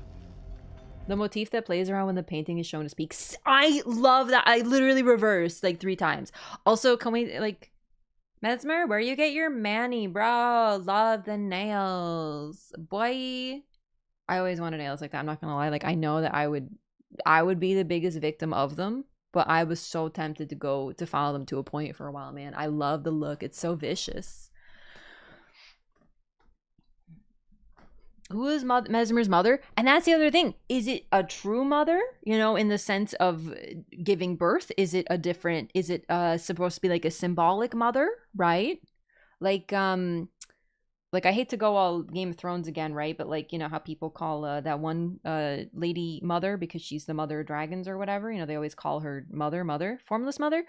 It's possible, but the thing is, we don't know enough about the formless mother to know like her wants. And this guy is a blasphemer, but there's so many different forms of blasphemy, right? He doesn't appear to have any direct blood references. We're getting more like Rykard flavored blasphemy, and of course mainly dragon flavored blasphemy. Dropped the trailer this morning. They sure did. Grafted vibes like Godric's arm. Do you mean that? Sorry, do you mean the big creature? It's not Morgoth's robe. Doesn't have the ornament. His robe is very tattered, but it's possible that it has some sort of attachment here, though, right? Like it needs to have something here. We'll go take a look. Seems to be doing a blood flame incant. That would be. Hang on. Oh, I forgot. He's later. He's later. He's at the end. Yeah. Shadow death. Oh, you know, no, this looks like lava sorcery. Look, that's lava sorcery. So that's Rykard's MO. But I just remembered Eleonora. Eleonora is a character who dabbles in multiple things. What if Eleonora is a follower of Mesmer? What if she's like retroactively like following in his footsteps, right? Because the main thing about Eleanor is really interesting is she seems to take a little bit of everything from everybody. She takes the blood from the formless mother. She takes the draconic power. She just wants everything to strengthen her. And I thought it was initially just a way for her to be like, to strengthen herself, right? To sort of make pacts with various figures, because the curse of the bloody finger is that you lose your mind. And the curse of eating dragon hearts is to become a failed dragon. You become one of those creepy belly crawling worm dinguses, right? So what's really fun too is, okay, have you ever heard that like prompt? It's like a joke that someone's like, okay, make a deal with the devil and offer the devil your firstborn son, and then go to a witch and get a deal in exchange for your firstborn, and then let the two fight. Do you know what I mean? Like that kind of concept. Instead of like they can pick whoever gets the firstborn. You just make multiple deals, right? Kind of like wheel and deal. It's like a joke I've heard. I think it's been a writing prompt, but that's what I thought of when I heard Eleonora. I was like, dude, Eleanor is clever, because then she kind of gets away with everything. She gets to get the power of everything without the negatives, because it's almost like the dragons are preventing her from falling to the blood, and the blood is preventing her from transforming into a dragon. Of course, we don't know if it worked because we take her out. So who knows? She could be insane. Yura obviously seems to think so. But I wonder if perhaps she's related in some way to Mesmer, or maybe that's where she got the idea. Okay.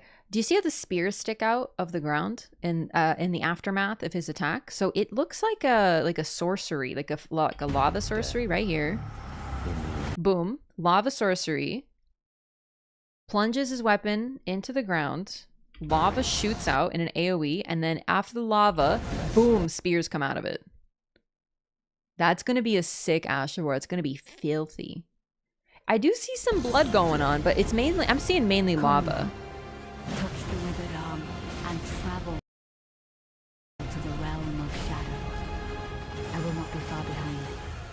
May we meet again. I'm gonna be honest, I'm not seeing too much blood with him personally. Like, I'm seeing lava stuff. Lava creates spears, it seems like a faith spell. I think definitely faith, but it's a lot like the Clean Rot Knights. Thick ropes and Morgoth's robe. Interesting. We'll have to compare, because I feel like I've seen that iconography before. A lot of Crucible themes in this trailer, for sure, without a doubt. Or is this unalloyed gold? Mesmer? I don't think so. Bit of relation to Mikola. There's also the the Deathbirds, who use an attack that involves spears, they don't come out of the ground, but they litter the ground. It's possible, but like this man's is giving me so many other things. You know, yes, I know that the Clean Rot Knights do that too, right? But I don't want to. Okay, Clean Rot Knights are Melania's knights, and Melania works for Mikola. Absolutely a link to Mikola, right? But the Clean Rot Knights are very specifically Melania's soldiers, who are definitely working for Mikola. But Mikola also has his own people that we see in the Halig tree, just like normal dudes who have his iconography, versus the Clean Rot Knights, which are a distinct squadron. So yes, but it's a little removed. Do you know what I mean? Like, I would compare this quicker to Melania than I would to Mikola. He's giving mama's boy? Yeah, a little. You don't love a mama's boy. Those stripped of gold? Probably the grace of gold. Because he says we're bereft of light. Mesmer's arm sticking out of the cocoon? I think it's probably Mikola.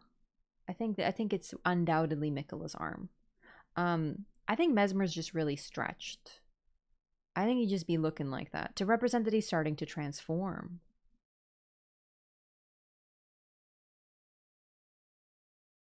Mesmer is an offshoot of the ancient dragons and giant lineage, possibly predating Marika and Radigan. It's possible. Yo. Hang on, I'm cooking. Mesmer is Radigan's brother. Boom.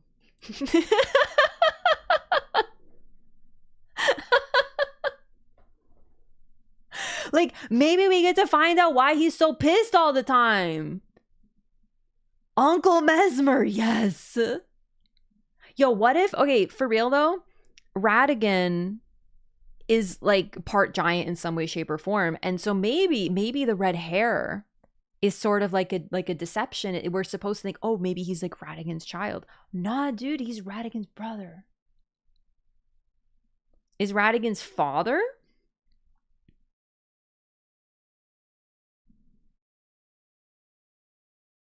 I mean, that works too, but like, I think the time is convoluted. So we have to remember that, yeah, the Shadow World could potentially exist in tandem. Does Rykard come before Radigan? Listen, I'm not in their bedroom. Just kidding, Rykard is Radigan's child or whatever.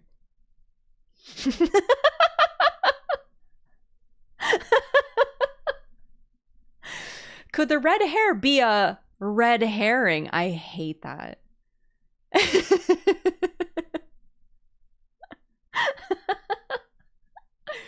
Do you think we get a new ending with the DLC? There's definitely going to be an ending in the DLC. How it relates to the base game, I don't know. Oh, one thing I would personally love though is something like Dark Souls 1. Oh, I could turn alerts back on. I turned them totally off because I was like, we're going to watch and focus. And oh, I didn't turn them off. I removed them. Hang on one moment, please. There they go. I have them on a different scene, so let me just put them back. Let me cook. No, seriously though, I actually think it could be something really interesting with the red hair. It could be a red herring. Thank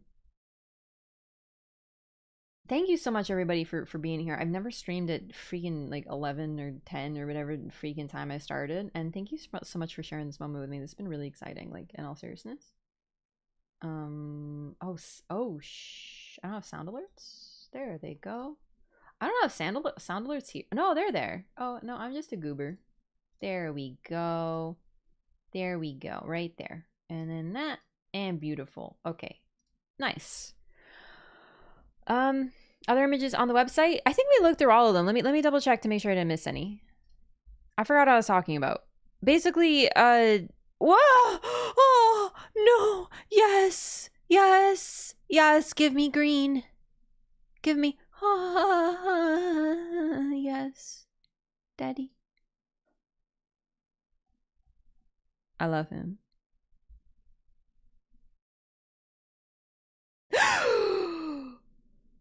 This okay, let me tell you something about this guy right here. This little worm freaking creature, okay? I have news for you about him.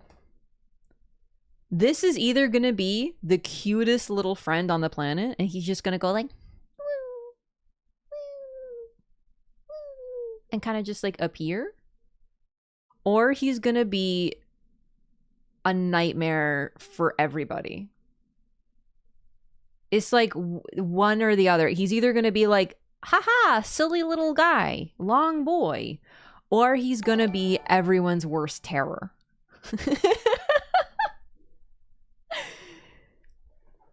Reference somewhere, Mark having a lost child. What's really interesting too is like Marika's, this is gonna be a weird sentence, but like it is real and it's like sad. Marika's womb is no longer quite under her control. Her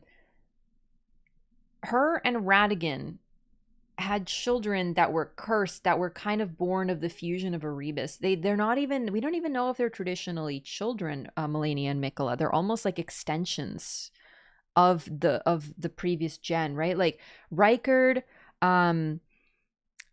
Ronnie and Radon really have their own wants and interests and goals and personalities. And yeah, they follow those who came before. Some, Ronnie is clearly very attached to her mother and respects her. The point is, those children are a little bit more normal. Morgoth and Moog, I don't know if I would use the word normal for them, not because of the omen, but because of, well, their upbringing, right?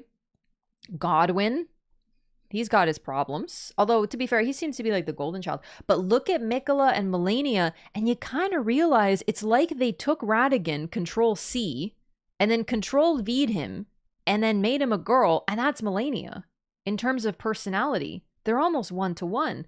And based on that fact, with Radigan being dogged, loyal, determined, single-minded, Melania being the same, except their loyalties are different, we can infer that perhaps Mikola and Marika have a very similar sense, which is probably why Radigan really only cared about the Mikola child. Of his children, he only cared about Mikola because Mikola was the only golden child. He was clearly grooming Mikola to be the next proper Empyrean and be the scion of the Golden Order. Golden Order fundamentalism, but Mikola went his own way because, like Marika, he's something of a rebel and does his own thing. But I just really find it interesting that those two children are very much like their parents, to the point that it's like, are they even children, right? Kind of like Millicent is Melania's child, but it's because she bloomed. She basically nuked Caelid with scarlet rot, and out of that rot came creatures and children, right? So child means different things in this world. Anyway, I don't remember why I was talking about this. IGN interview with Miyazaki just dropped permission to share the link. Really?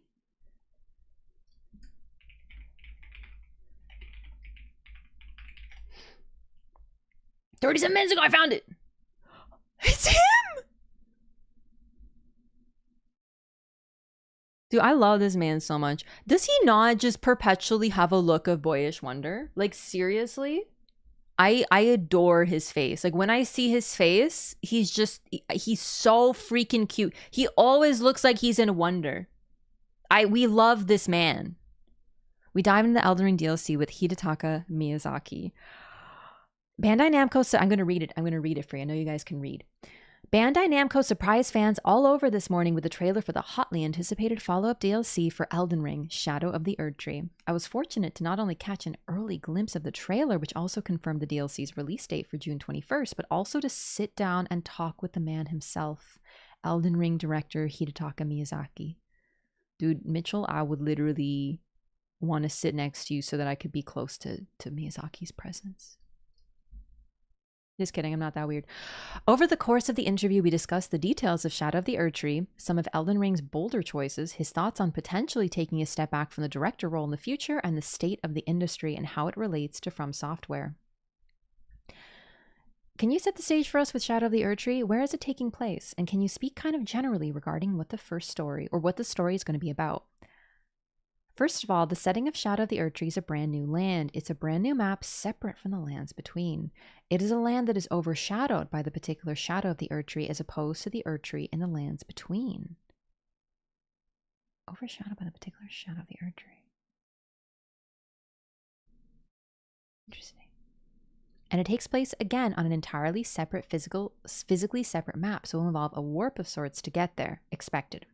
In terms of setting and themes, it technically occupies the same space of the lands between the same universe, but due to something story related that we won't reveal today, this has become physically disconnected, and you'll travel to the shadow of the Erdtree land as a separate place.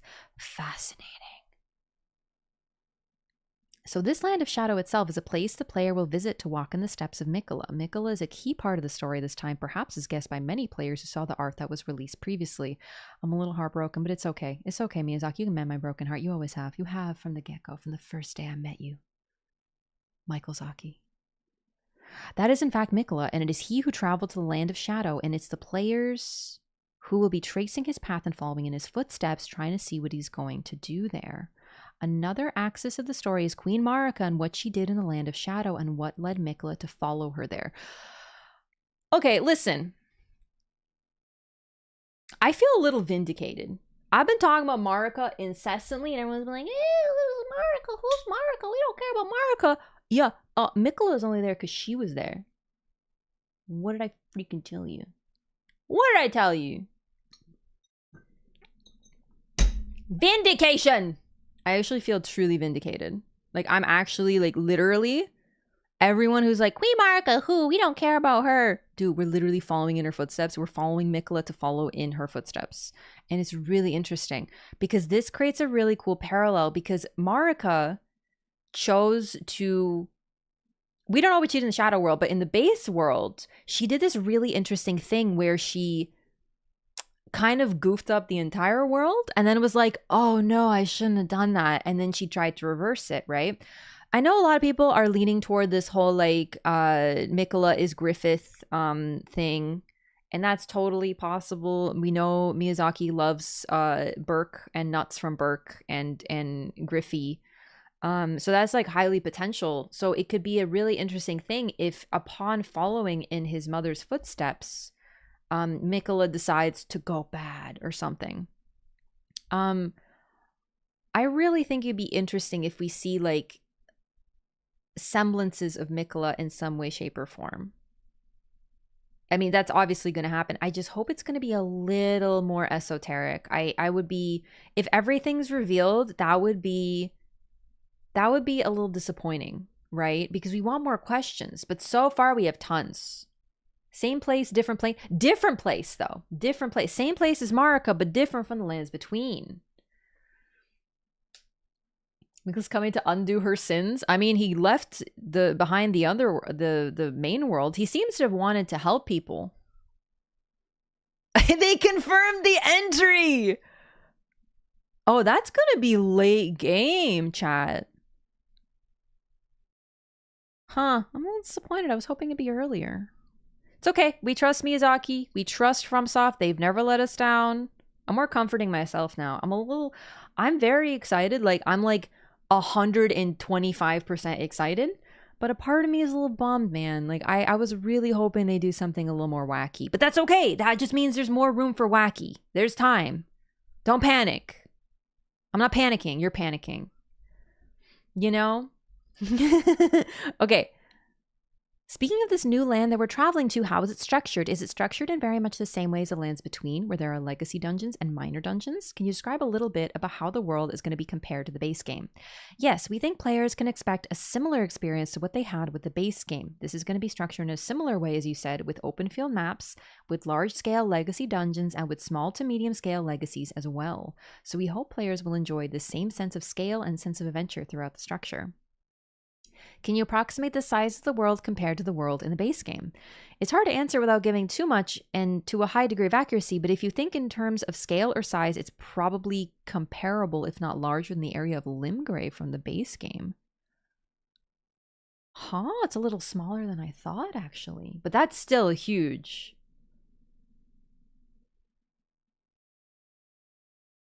That is still huge. And Limgrave's the best area. Seriously. Like, Limgrave, there's something about the potential. What point is it in the game? Post-smoke.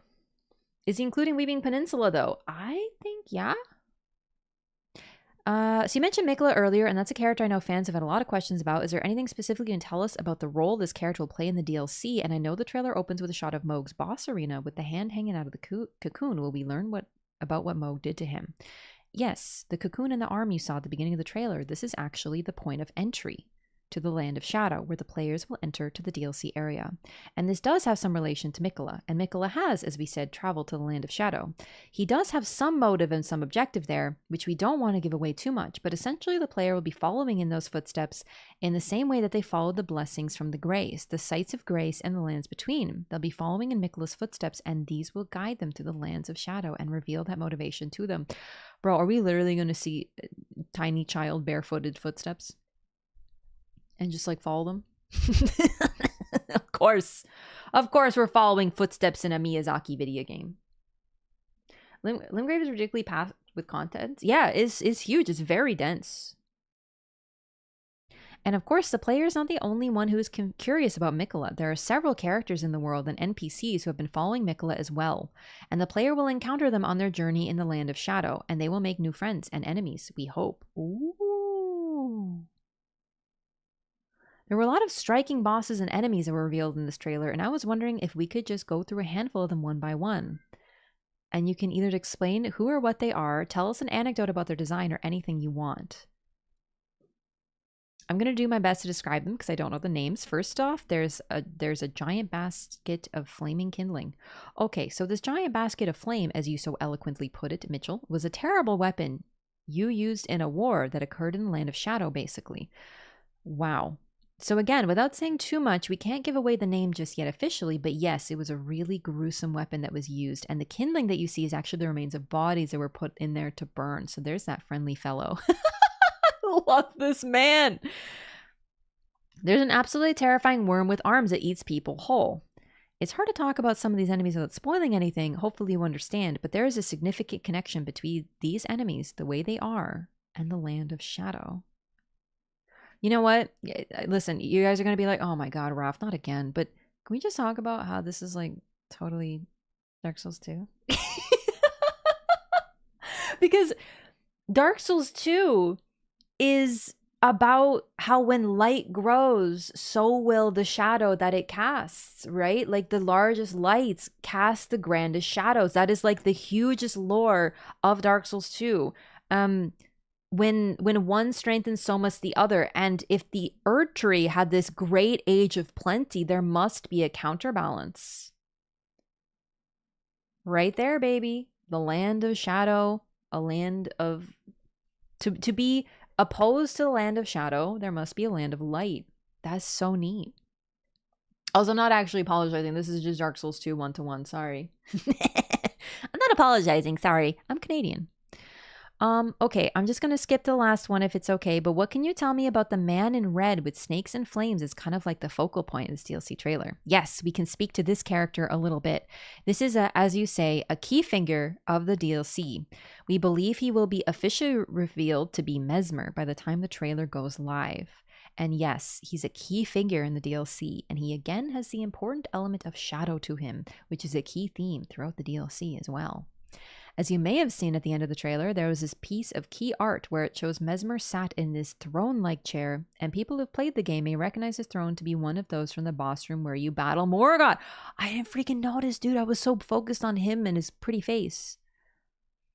And this represents the thrones at the base of the Erd Tree, and it's supposed to symbolize that Mesmer stands on equal... Oh no! Am I back? Am I okay? OBS disconnected? Oh, we're good. Holy. I've never gotten that message before. If you're lost, refresh. Let me know if you can see me right now, because I'm like... You're good? Okay. Oh, scared me so much. Jeez, I've never gotten that message before. It just disconnected for a second. Okay, sorry. Basically, Mesmer stands on equal footing to these other demigods and children of Marika, who sat around in these thrones and held the rooms... of the Erd Tree. Held the rooms of the Erd Tree. What? Oh no. Am I back? Am I okay? You're good? Okay. That's an interesting phrase. All good. That's crazy. That wasn't even an interruption. I love OBS. Okay, so he's an important figure who rivals these other demigods. And as you play the DLC, you will learn a little about why he wasn't featured in the Legends of the Erdtree, the Lands Between. You'll realize why he exists in the shadow, this land of shadow. Wow. Oh, there's more. Switching gears for a second, one of the big news points, I think, of Elden Ring was that the scenario was written by George R. R. Martin. Did he have any kind of role in the planning of Shadow of the Erdtree? And if so, out of curiosity, have you talked to him since the game has come out, and has he had any kind of reaction to the outstanding success of the game? The way George Martin's story has been incorporated is the same as it was in the base game with Elden Ring, and to avoid misunderstanding there, we just want to point out that he hasn't written anything exclusively and new for the sake of this DLC. Finally, people will give FromSoft some cred, man. I give FromSoft like 95 cred, and Martin gets like 5. And to be fair, 5% of credit for Elden Ring is like $1 million equivalent. Do you know what I mean? That's a lot. But just like, at least now, hopefully, we can focus on what FromSoft creates. I love that people love A Song of Ice and Fire. I love that people love George R. R. Martin. But to me, it's a little frustrating that the man probably wrote the equivalent of a short story on a freaking bar napkin. And people are like, bro, this is just like George R. R. Martin and Song of Ice and Fire. It's like, nah, dude. The team that created Dark Souls 1, Dark Souls 2, Dark Souls 3, Sekiro, Bloodborne, and Elden Ring in the time that it took the man to finish one book is probably the team that's doing most of the work. Yeah. Martin made the names, at least the early names, like Marika, Radigan, and those, all the GRM names, probably like the early ones. Yeah. Also, we have to remember that, you know, we know the reason that George R. R. Martin was involved is because Miyazaki's a fan. He likes his work too, just like he likes Berserk. But Miyazaki takes concepts and he filters them through his own idea and he creates his own stories with them. So it's sort of like, you know how we have some words that came in English that came from Latin origin, and then we have some words that came from French, but those French words came from Latin origin. It's like they both technically came from Latin, but one had a filter. So it technically came from French, you know? It's like that, same idea. I'm not familiar, nah. Seems the lands of shadow would emit shadow. Yeah, like the Erdtree, if that is the Erdtree that we're seeing, looks sick. Like bad sick, you know? Okay, let's keep reading though. It would still be fair to say that he and his mythos that he created for us are involved in the creation of Shadow the Erdtree in the same way. And the reason for that is that in making the base game and making Elden Ring, we took from that mythos, but we only took one part of it. We took from a part that created the story of Elden Ring and created the world that we wanted to envision, and the Shadow of the Erdtree is yet another part of that original mythos that he wrote and that has inspired us to create the story of this DLC. Oh, that's neat. That I appreciate a lot. So basically, that bar napkin that I just described, there's a couple more jot notes that haven't been touched yet.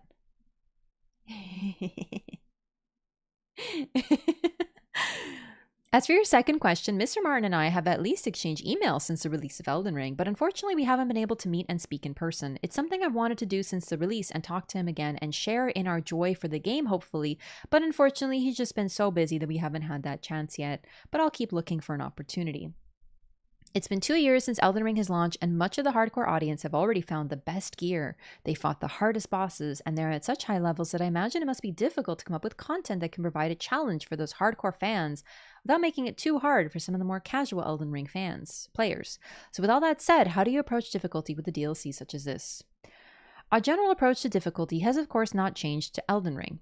We want to create a challenging experience that tests the player and gives them a feeling of satisfaction and accomplishment when they get through these struggles. However, we do want to stress that there is still a freedom of approach and a breadth of strategy to these encounters. And that means both how you approach them if you want to face these challenges or come back to them later and circumvent them and find another way around and come back when you're ready. I love that. That's exactly what I do. This same philosophy is taken in Shadow of the Erdtree, and again, to our more hardcore players, they will find optional bosses who have been tuned in a similar way to the likes of Melania, who I'm sure you remember from the base game, who are not crucial. Just like Lawrence. Lawrence is often considered a tougher boss even than Orphan, because Orphan's required, but Lawrence is not. Oh god. Yeah, you might remember her. They're not crucial to completion of the DLC, but they are an optional extra to help challenge for those who are so inclined. That said, there may not be another boss on exactly the same level as Melania, but we feel like this is somewhere that we've paid close attention to, this level of challenge and offering that same level of freedom. And we hope that players are able to blossom in the lands of shadow in the same way they were in the lands between. Oh my god, that's so Avi. Hang on. Wait. A land of shadow, lands between, land of light? Does that not imply a land of light? The fact that we have both a land of shadow and a land of between? Because like the lands between is just like between what, bro? It's just between. Don't worry about it. But like what if this is the mythos they're talking about? What if there's always been layered worlds like this? I'm not saying we're going to get another DLC, but, you know, what if it's like implied, right? Okay. Actually, I want to redress that. It's not the fact that it's only a lesser level to Melania, but we have prepared bosses on that with that similar mindset within the DLC area, ones that will challenge the player and hopefully be as memorable as Melania was. I'm scared. First question on the topic of the Shadow of the Erdtree, but do you envision this as the end of Elden Ring's story? Is there room for either more DLC or an Elden Ring 2 down the line? We don't want to say this is the end of the Elden Ring saga for now. I think we said a similar thing at the end of Dark Souls 3. We didn't want to flatten those possibilities or put a pin in them just at that time, and it's a similar story with Elden Ring. We don't want to discourage the possibilities. There might be more ideas in the future. We don't have any current plans to make a second DLC or a sequel, but we definitely don't want to snuff out the possibility. That means no. Chad, that means no. That's it. That's a no. There might be more ideas in the future. We don't have any current plans to make a second DLC. We think that there could well be something in the future. At least no second DLC, I think.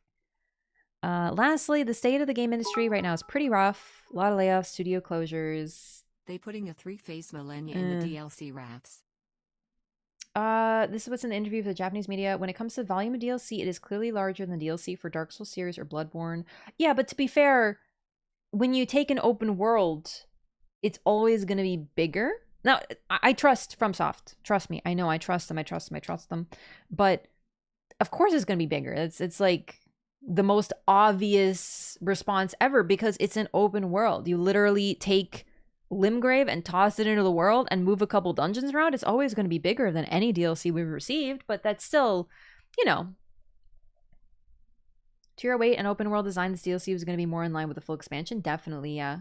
Like, that's for sure. Also, I would also like to point out that the official statement from FromSoft, when asked how long the game was 30 hours.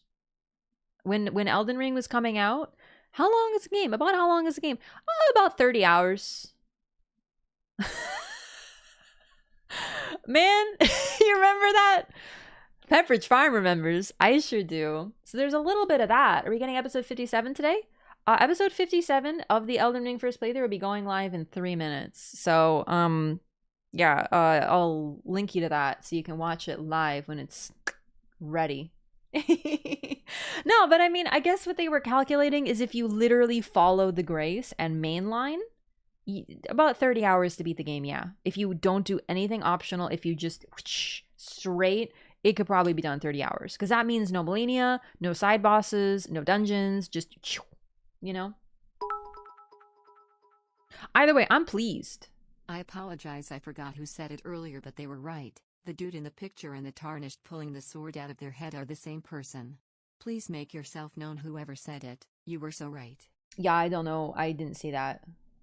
Sorry, I've been like mainly reading the thing and looking at the thing. And I'm also starting to get my vision problem, probably because I woke up and sprinted to stream. So yeah, I have to watch through this. I'm gonna okay. This stream that I'm so glad we did because it's been really fun. We are gonna when we end, I don't know when, but when we end, I'm gonna probably revitalize my human body because I am very dehydrated and tired and I need coffee. So we're gonna do that, and then I'm gonna probably watch the trailer and record an analysis based on the things I noticed. And of course, just like my impressions, just because that's fun. But like this is gonna be, of course, like the first impression, what we talked about. I know I talked about some of it, but we're gonna move on to you know, I just want to do that. Gonna upload that on the YouTubes, and then I'm probably gonna stream this evening as well. And we're gonna do a little bit more like an after party. But I need to see how I feel after I get some caffeine in my body. I am not a morning person. I only slept for like 3 hours. I was so excited. I couldn't sleep. I'm not kidding. I couldn't sleep. I was sitting there in bed and I'm like, Shadow the Erdtree, Shadow the Erdtree, Shadow the Erdtree, Shadow the Erdtree. Like, I could not. I woke up exactly at 7 a.m., clicked on the first YouTube video I found with the trailer. It was your YouTube stream. I'm so dead. You probably me at 4 a.m. and I didn't sleep until like 5 or 6 a.m. my time. Glad I decided to go live though. I'm really glad I did too. I wanted to share it with chat. I really did. You guys are great. We're not done though. We're not done. I'm not ending. I'm just saying that we're gonna end. I'm just letting you know my plan for the day. I'm not done yet. We're not gonna end right now. I still need to finish this freaking interview. But just expect that for today. The YouTube video for the new Elden Ring first playthrough episode just went live literally right now. So go watch that once the stream's done, of course. Then expect a video about this. There's another interview. Are you freaking... No, you can't. You can't do this to me. Hang on, let me finish reading this one.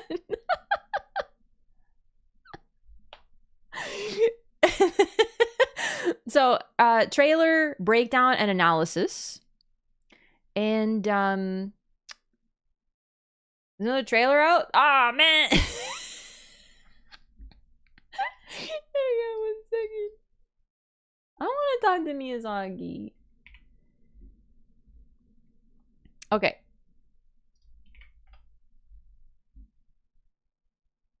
You can I accept the cookies. I can't believe they made something and then they called them cookies. Of course I want to accept cookies. Okay. End of DLC, blah, blah, blah. Game industry's rough. Yes, I'm aware of the situation in the games industry it's going through right now is quite harrowing. I think in terms of speaking to all those things that are happening, like layoffs and closures at other studios, I think it's difficult for me to understand the exact circumstances there. I won't speak to those in specifics. Just speaking on behalf of Front Software, I think we are very blessed in the way that we have a lot of keen, up-and-coming developers who've grown and they have developed within the studio, and they've reached these director positions where they're able to direct projects such as the recent Armored Core 6, which was a banger, and everyone needs to play. Thank you. We have several of these up-and-coming directors who we're able to delegate these projects to, and we're able to have multiple projects on the go at once. What I foresee in this climate, at least for us, is a From Software where games can be directed by others, not only myself. I think in the face of that struggle and the place where the games industry is right now, I do see this as a time for us to continue to grow and continue to cultivate this talent and continue to release these games for as long as we can.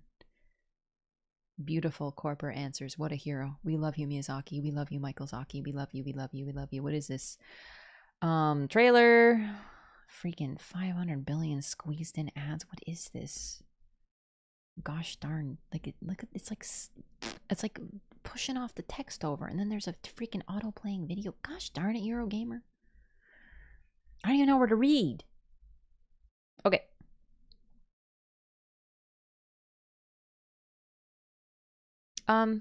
Is this not literally from the exclusive interview? It's the same quote. Did this article literally just Control-C, Control-V, IGN? It's just a quote, I guess. And he did say it. This isn't a lie. It's just, he didn't say it to you, did he?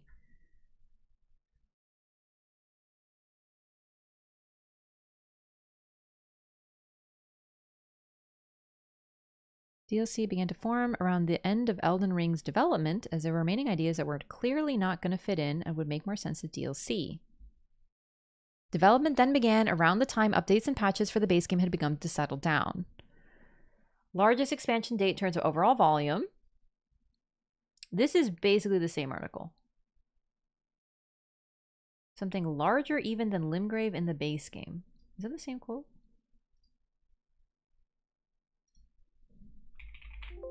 Oh, wait, that wasn't said? Oh, hang on. Looks like maybe it is different. Oh, probably comparable, if not larger, than the area of Limgrave from the base game.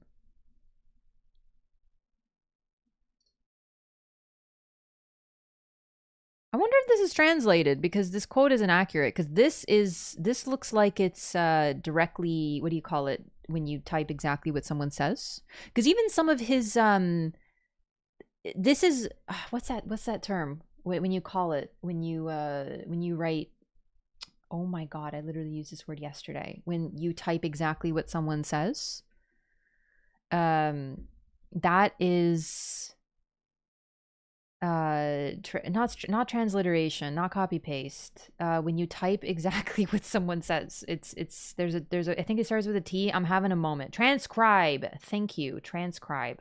When you transcribe what someone says, because if you look at this,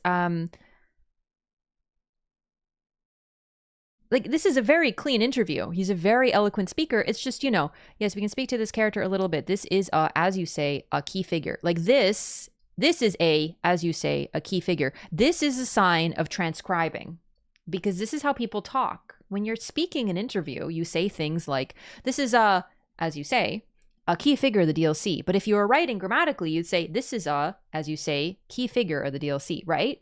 So the point is, this, an exclusive interview. And then we get this, which has slightly altered text, and they're in quotation marks, which suggests they're direct quotes. I'm a little troubled by this article, I'm not gonna lie to you. Is it saying effectively the same thing? Yes. But did he say in terms of pure surface area? Or did he say, where,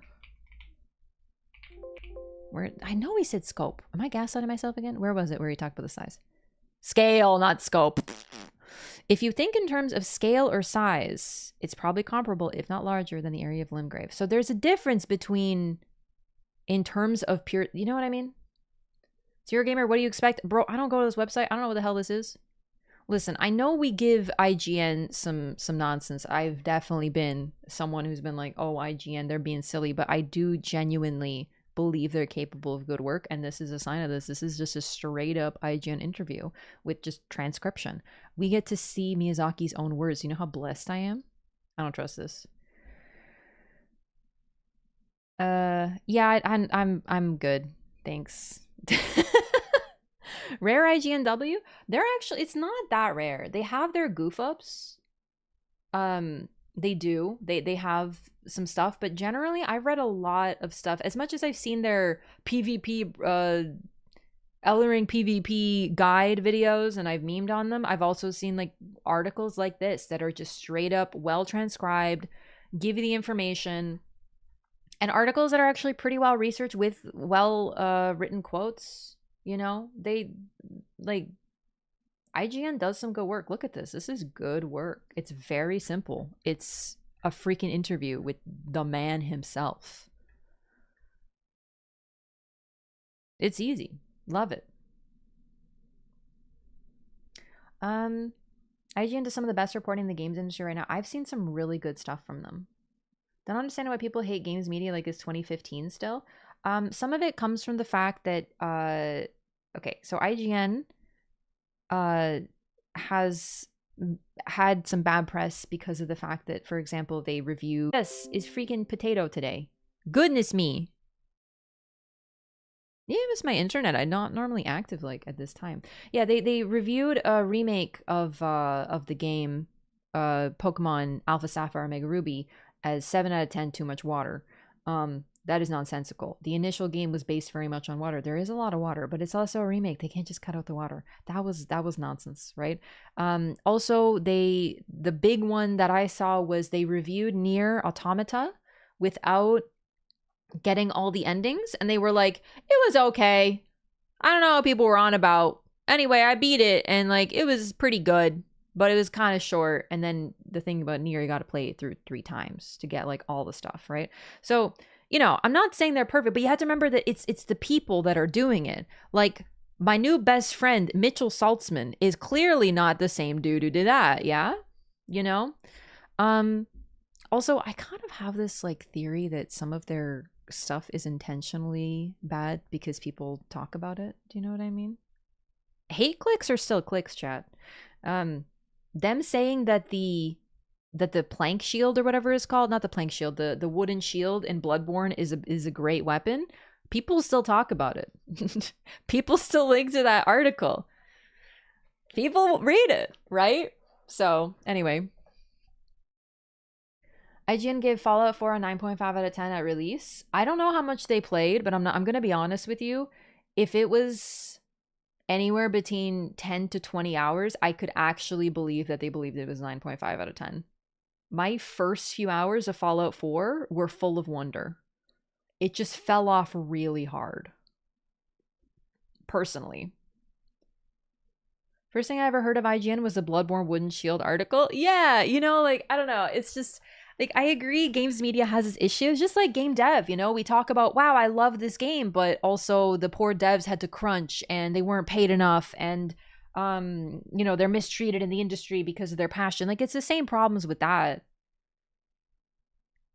I don't know how much is going on right now with games media, but I know that movie media was in some hot water because, was it Rotten Tomatoes? They found that movie reviewers on Rotten Tomatoes were like straight up paid to put positive or at least semi-positive reviews. Mesmer's related to Rykard and maybe Tanith. Okay, Rykard is mighty, but it's kind of interesting. So, okay, Rykard had to allow himself to get eaten by a snake to achieve his power. Radon was mighty and used gravity sorcery to augment his might. And Ranni's might largely seems to come from her genius sorcery, potentially something associated with her mother. That's not to say they're not all powerful, especially interesting that Radon is one of the most terrifying and powerful of the demigods. But they themselves are not directly related. They're mighty in the same way that the giants probably were, and Radagon was. So Radagon was powerful, Renala was a champion. That's their gene pool. They are demigods by marriage, you know? Yo, Kierkegaard, thank you so much for the Prime. Welcome. Also, I know I got some resubs and stuff. I'm so sorry, chat. Thank you so much. Today has been kind of a crazy adventure, so I've missed some thank yous. But just know I appreciate all of you. Thank you for the support. So no, like, they're really mighty, but and they were invited to sit at the table. Of course, they were invited to the meeting at Morgoth. They had their own thrones, all of them, even though they were like step demigods. But it really makes me wonder where this Mesmer figure fits in.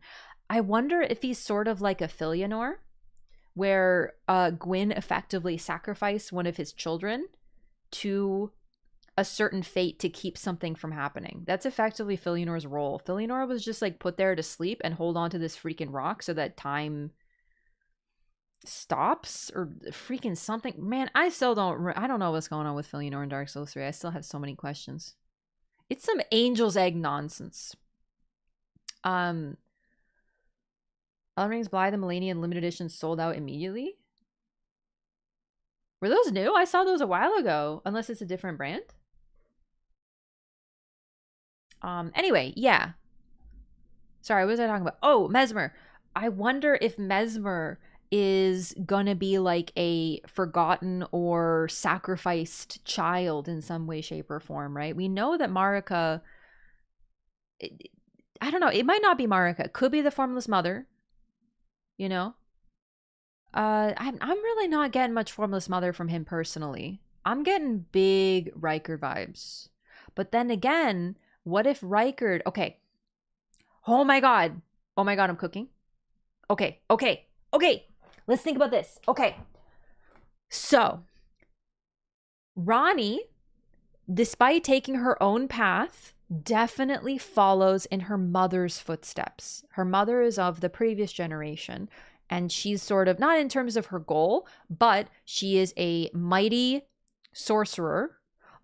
You could argue Rena, too. You could argue Rena, but Rena's a little more mysterious. We don't know too much about her yet.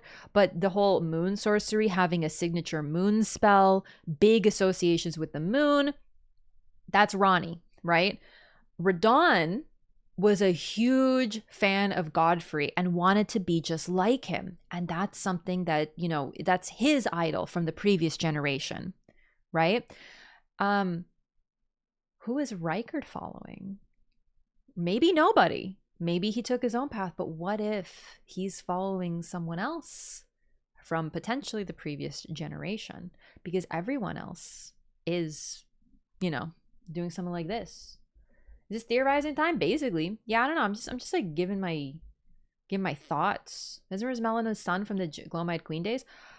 I'm not sure. Just like, I mean, age is a convoluted thing for sure. It's possible, but the whole Melina Glomide Queen thing, we still don't know what the Glomide Queen means. Also, what about the red hair, right? We know that the red hair is pretty powerful. Almost every single one of Radigan's children has red hair except for Mikola, who because he was born of a rebus, like a fusion of male and female, is almost not really a son and a child in the sense, like, you know, remember I talked about that earlier? So I kind of wonder about that, right? Mikola, Trina, Kelsey, the mother. Yeah, it could be Trina. But the thing is, I know that these are demigods and stuff, but they very much are still depicted as young. And Mikola's age is kind of hard to muster, especially since we only saw the back of his head. But I don't know. He's a Maragon child? He could be. I don't know. Mikola's seen as a mother figure and they set their kingdom down there. I'm not getting big mother vibes from Mikola yet. The main thing that we've seen about Mikola and Trina is that even depicting them as adult is considered unnerving. There's only one depiction of Trina as an adult, and it is on the flame thingy with the Trina's torch, Saint Trina's torch. So if depicting Trina as an adult is unnerving, depicting them as a mother is additionally unusual. Time is convoluted. We're kind of in the future, we're kind of in the present, we're kind of in the past. We are following the footsteps of the past in an alternate world, but this, if the lands between and the lands of shadow is like concurrent with each other, then they are, yeah, they're this is the present, but also a different plane. And also we're following in the past, and we're following someone else who's been in the land of shadow for who knows how long, right? So we don't exactly know what's going on. It's likely that Mesmer is related to somebody just because of the red hair, his mightiness, but we don't know. Definitely, though, I wouldn't be surprised if Rykard was inspired by Mesmer. Because we know Rykard, so we're like, you know. Mikola's altar? No, if Mikola's going to have an altar, it's going to be Trina. Like, we already have these huge links between Mikola and Trina. That's almost like they're so comparable. Not to mention the altars tend to be, no, I don't know, but I don't think so. Like, we already have, like, I know people are obsessed with Mikola, but there's other things we're seeing. Mesmer is Marika's child from before she became queen. Yeah, because she wasn't always a god. And if Radigan marrying Marika, made the Radon, Rykard, and Ranni step demigods, then her having a weird normal child before she's a goddess, and then becoming... oh my god, dude, I really wonder if this is sort of the same thing that with Attack on Titan and Ymir. Touch of the hand, you teleport to the DLC land? Yes.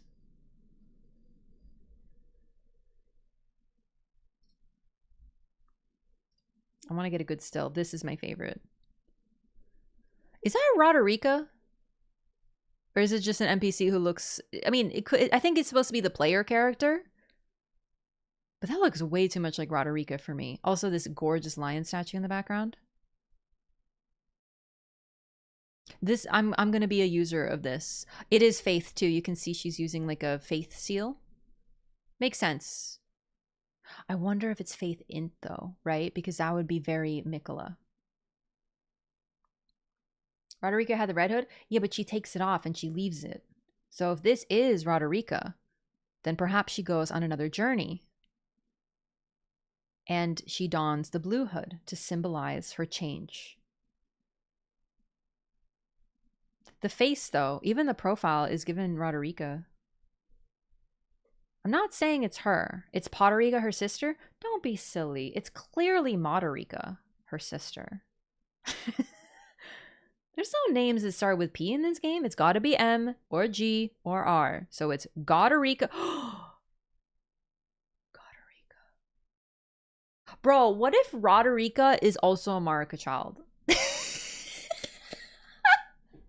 Okay, now I'm memeing. But I legitimately think she's meant to be sort of the, like, related to Marika. Not truly in terms of blood, but in terms of, like, spiritual succession. I know a lot of people think that Mikola was a spirit tuner. I feel you, homie. But I think that Marika was a spirit tuner. And as a result, because Hugh, we know, has a relationship with Marika. We don't know if he has a relationship with Mikola. He could. But it's just the whole thing about the eye color. Then again, they both could be. You know?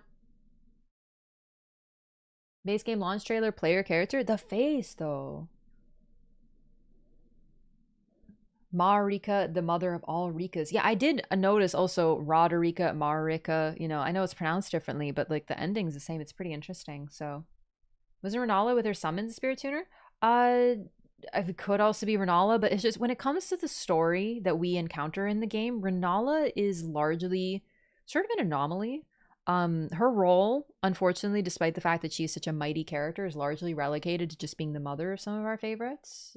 She otherwise doesn't do too much. Like, she was, in her time, a stargazer who became a queen, and was this mighty warrior who was so beautiful and powerful that Radigan allegedly fell in love at first sight. Like, she is mighty. But unfortunately, the only thing that we see of her is that she had 3 kids, and then she hugs an egg all day. You know. Some spells that Mikola and Radigan give to each other, are they significant, do you think? They're significant in building their relationship, but I think that was sort of like a parting gift from Mikola to his father. And then was otherwise like, I'm gonna do my own thing now, homie. Strange growth on Mesmer's chest. Where is there a strange growth on Mesmer's chest?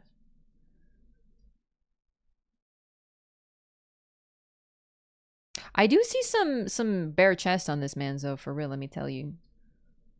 Oh god, it's so loud, sorry. Scared me.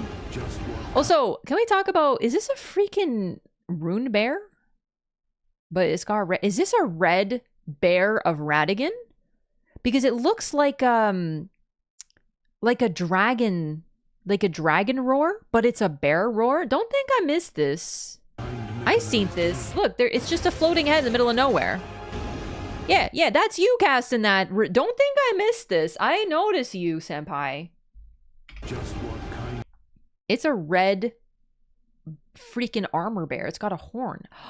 Oh, it may be like a crucible bear. Definitely more crucible stuff happening. So it looks like rather than just dragons, we're going to be able to conjure other animals. Like you summon the whole head. This. Oh, I love this. This is Big Dancer.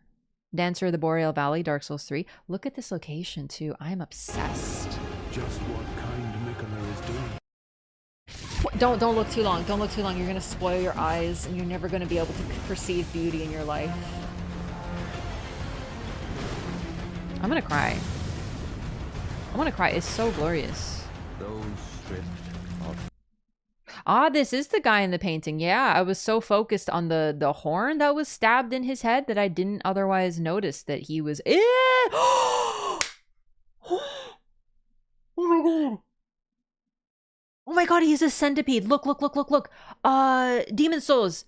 The guy with the big golden cloak. Look at his body. He's all bone, but it's reminiscent of a centipede. He's a golden centipede. He's definitely some sort of corrupted figure. But it's just like the Demon Souls boss. What's his name? Old man with gold? You know what I'm talking about? An old decrepit man wearing gold. Bloodborne symbol with his arms? I think that's more him trying to yank the horn out of his face, but I see you.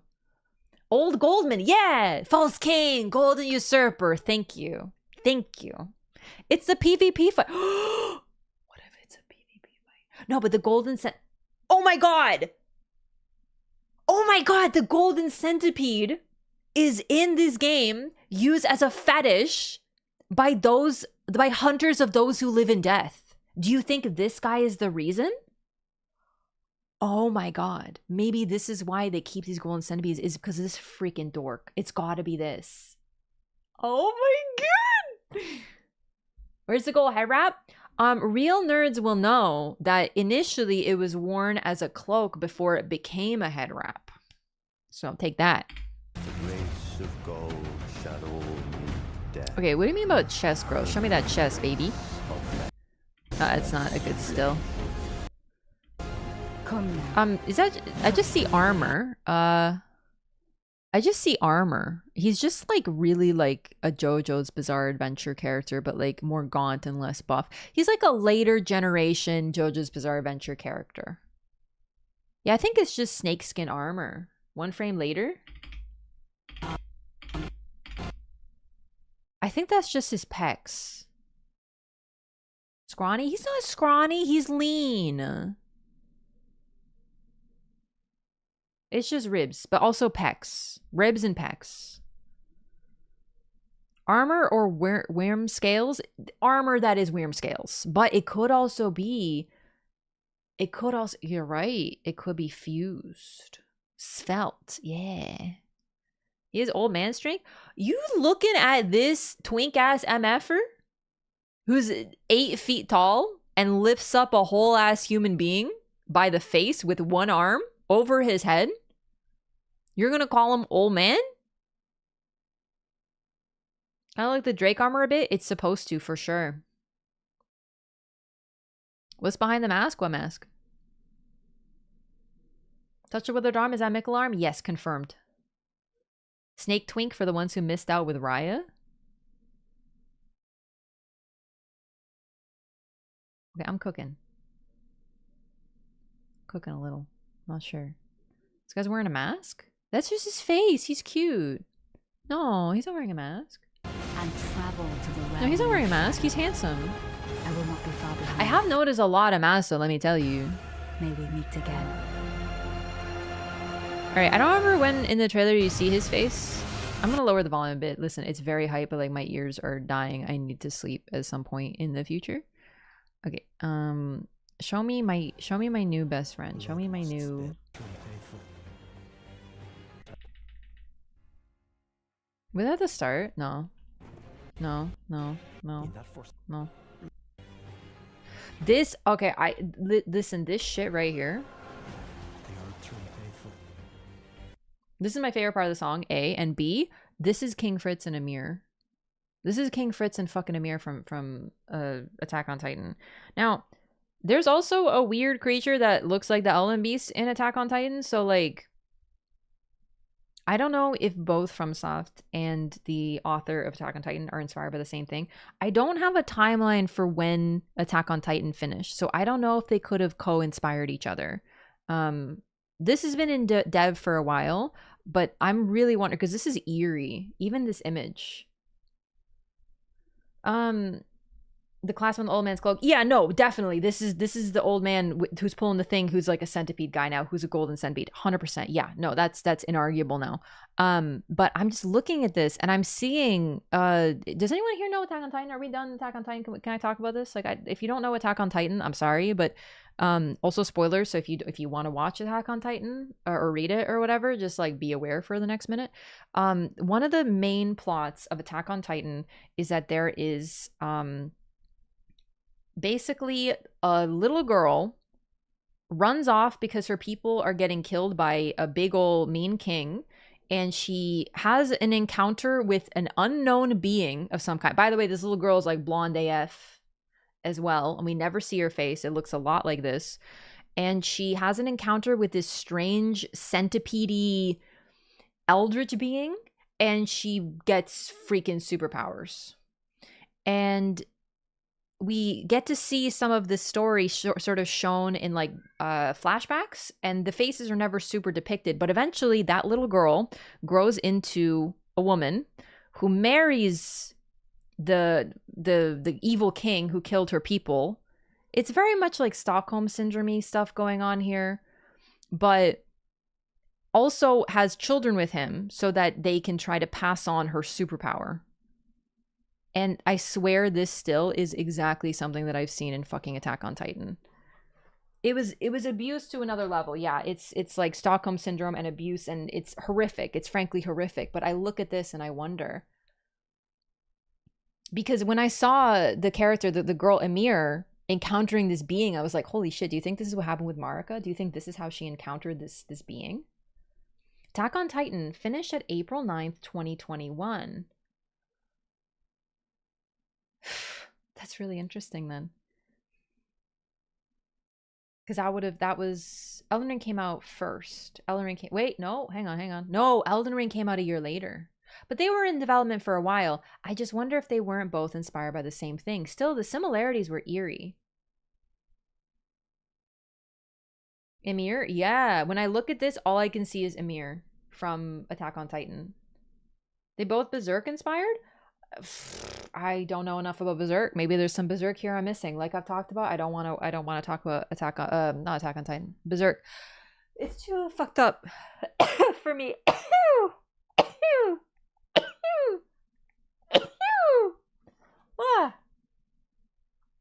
Hades Persephone trope? No, worse. Very much worse. It's honestly pretty messed up. It references Vlad the Impaler, who made women eat their children. And in Attack on Titan, the king makes his kids eat their mother. Excellent point as well. I didn't know that about Vlad. Interesting. Okay, sorry, this whole was to look at Mesmer. I just got distracted by... Oh my god, I can't wait to go here. I can't wait to go here. They were never saints. They just happened to be on the losing side of a war.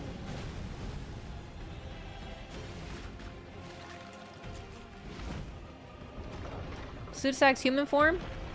Okay, I know that it's fun to relate things to the base game, and you could very well be right, but I also feel like a lot of these figures are going to be distinct because this is a separate realm, right? They're trying to keep it ambiguous, obviously, because they don't want to spoil everything, but FromSoft DLC tends to ask more questions than it answers. So if you're expecting every question you have in base game to be responded to and nothing to be left ambiguous, you are likely going to be disappointed. But that's the fun. We're going to be introduced to new things to care about, new lore, new stories. Lion that got killed by the first Elden Lord? No. That's Sarash. This is some sort of misbegotten crucible creature. You know what he kind of looks like? What's that dog? Hang on. What's that dog? It looks like a type of dog. Hang on. Is it a Shih Tzu? He kind of looks like a Shih Tzu, doesn't he? Hang on. Like when he kind of like moves, doesn't he look like a Shih Tzu? I've seen a dog do exactly this. This right here is a dog. I'm telling you, this is Shih Tzu. A Tibetan Mastiff? No, I'm thinking like a dinky little dog. But like just big. Also, wasn't there a breed of dog that was bred to be lion-like in appearance? Because they were like, it's cute, but like little? Mother, wouldst thou truly lordship sanction in one so His lips are moving!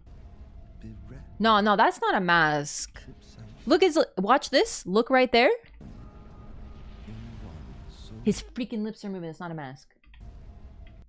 That's not a mask. This is a pretty boy. Man, he's pretty. Goodness, he's pretty. So pretty. Give him a little smooch right on his nosy right there.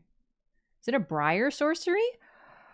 We did see some Briar sorceries, I think, in this thing, but I don't think I've seen him use them. This looks to me like lava. bereft There's darkness in it. What if it's real chaos?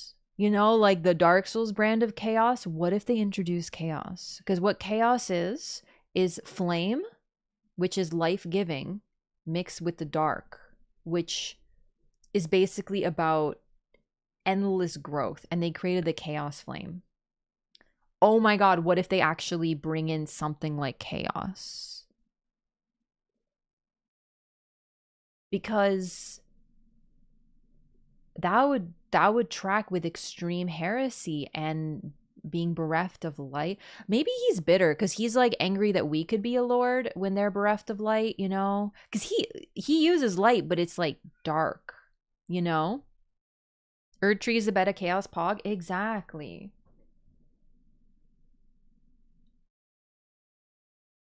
The mane of the lion looks a bit like Mikkola's hair, just in the sense of it's blonde. Listen, I genuinely love this, but it's funny to me that literally you see any vague sense of light hair and people are like, it's Mikkola!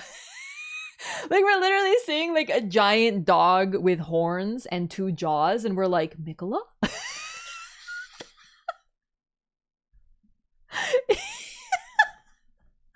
It's the funniest shit on the planet to me. This whole cut, bro, the first time we saw freaking this red-haired dingus, our boy Mesmer, I swear to God, someone, I looked in the corner of my eye and someone said Mikkola. Like, I can get it. He had the long extended arm, you know, I can see it, but it's just so funny to me that I feel like if I look over the VOD, all I'm gonna see from chat at every instance is, oh, it's Mikkola, oh, it's Mikkola, oh, it's Mikkola, for everything. Oh my god. Doesn't have an unaccounted for shadow. Yeah, I went over that earlier, so I'm not gonna go over it again, why I don't think that that's a shadow. You know what I love about this trailer, by the way? Other than Mesmer, I am willing to bet money that we have not seen anything mainline. Right? This guy, he probably is going to be a mainline required story boss for the DLC, but look at how much we've seen in this trailer and how much of it is likely to be like that little weird chimera looking ass MFer, probably just like a boss guy that you encounter, kind of like a new version of a Misbegotten. Do you know what I mean? Like, there's so much to it. Hello, cat child. Come here, cat son. Come here, baby. People will always see what they want to see, and people want Mikkola and Melania's shadows. I know. But why would they show them in the trailer? They literally can show a freaking picture of a lady and we're gonna lose our minds. I'm losing my minds over this lady. Very interesting, intricate candlestick. Like, what is this? We don't know. This right here is probably gonna be everyone's new waifu in the video game. We're gonna be like, oh my god, I love her. Oh my god, Stan. You know? But right now people are like, I don't know who that is. Who cares? I don't care about them. Right? Lady reminds me of Tanith. Yeah. A lot of masks too. Like, this guy, he's gonna be the new Lautrec, bro. Everyone's gonna hate his ass, bro, for real. This guy, he's gonna be our new boyfriend. Like, I'm just saying, most of these things are probably not gonna be even that mainline.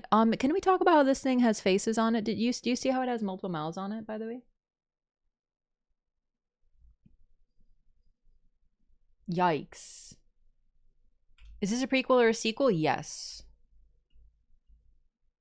So yeah, I think the only major thing we've seen is probably Mesmer, right? But everything else is probably just going to be stuff we... Wait, what is this? What's going on here?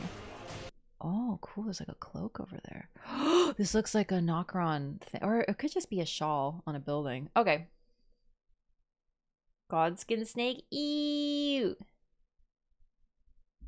Fire Guys is apparently a Berserk reference. Whatever, bro. I'm gonna see what I get into it. Okay, like literally everything is a freaking Berserk reference. I'm telling.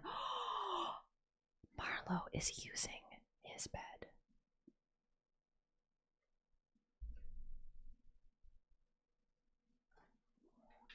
Hey, baby.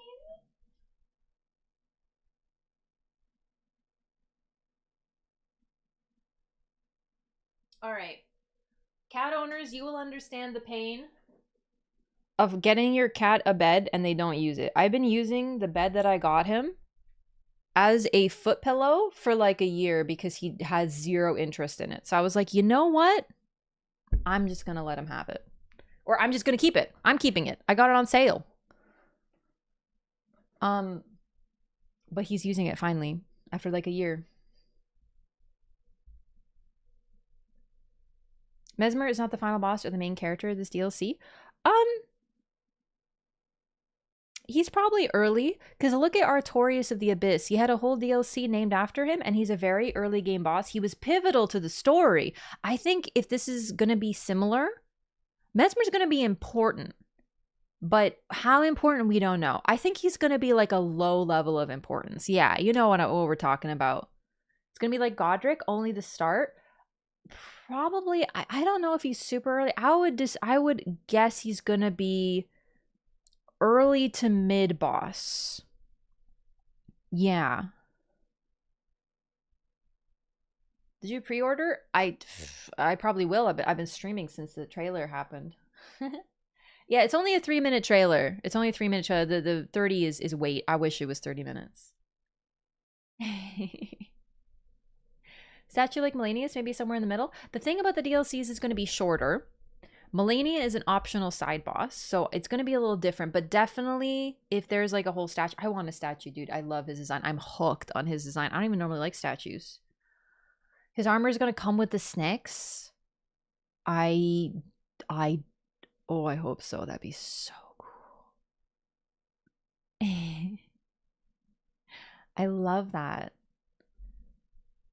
Well, Melania might have a friend of unknown parentage. Okay, gamers, this has been great. I want to call it for now, though. I want to, oh my God, my boy, my beautiful, I love Mesmer so much. I'm like obsessed. I want to maybe stream again later, but I also want to record like a thing with the trailer. I need to eat, I need to caffeinate, I need to process, and then I'm going to do a trailer analysis. I'm very excited. This has been the first trailer analysis, of course. We watched it together, the reaction. Also, I might like literally just like clip the reaction and like put that up too. We'll see. Take it easy, everybody. You guys are great. Thanks so much for celebrating with me. I need to get a little bit I need to fuel my human form.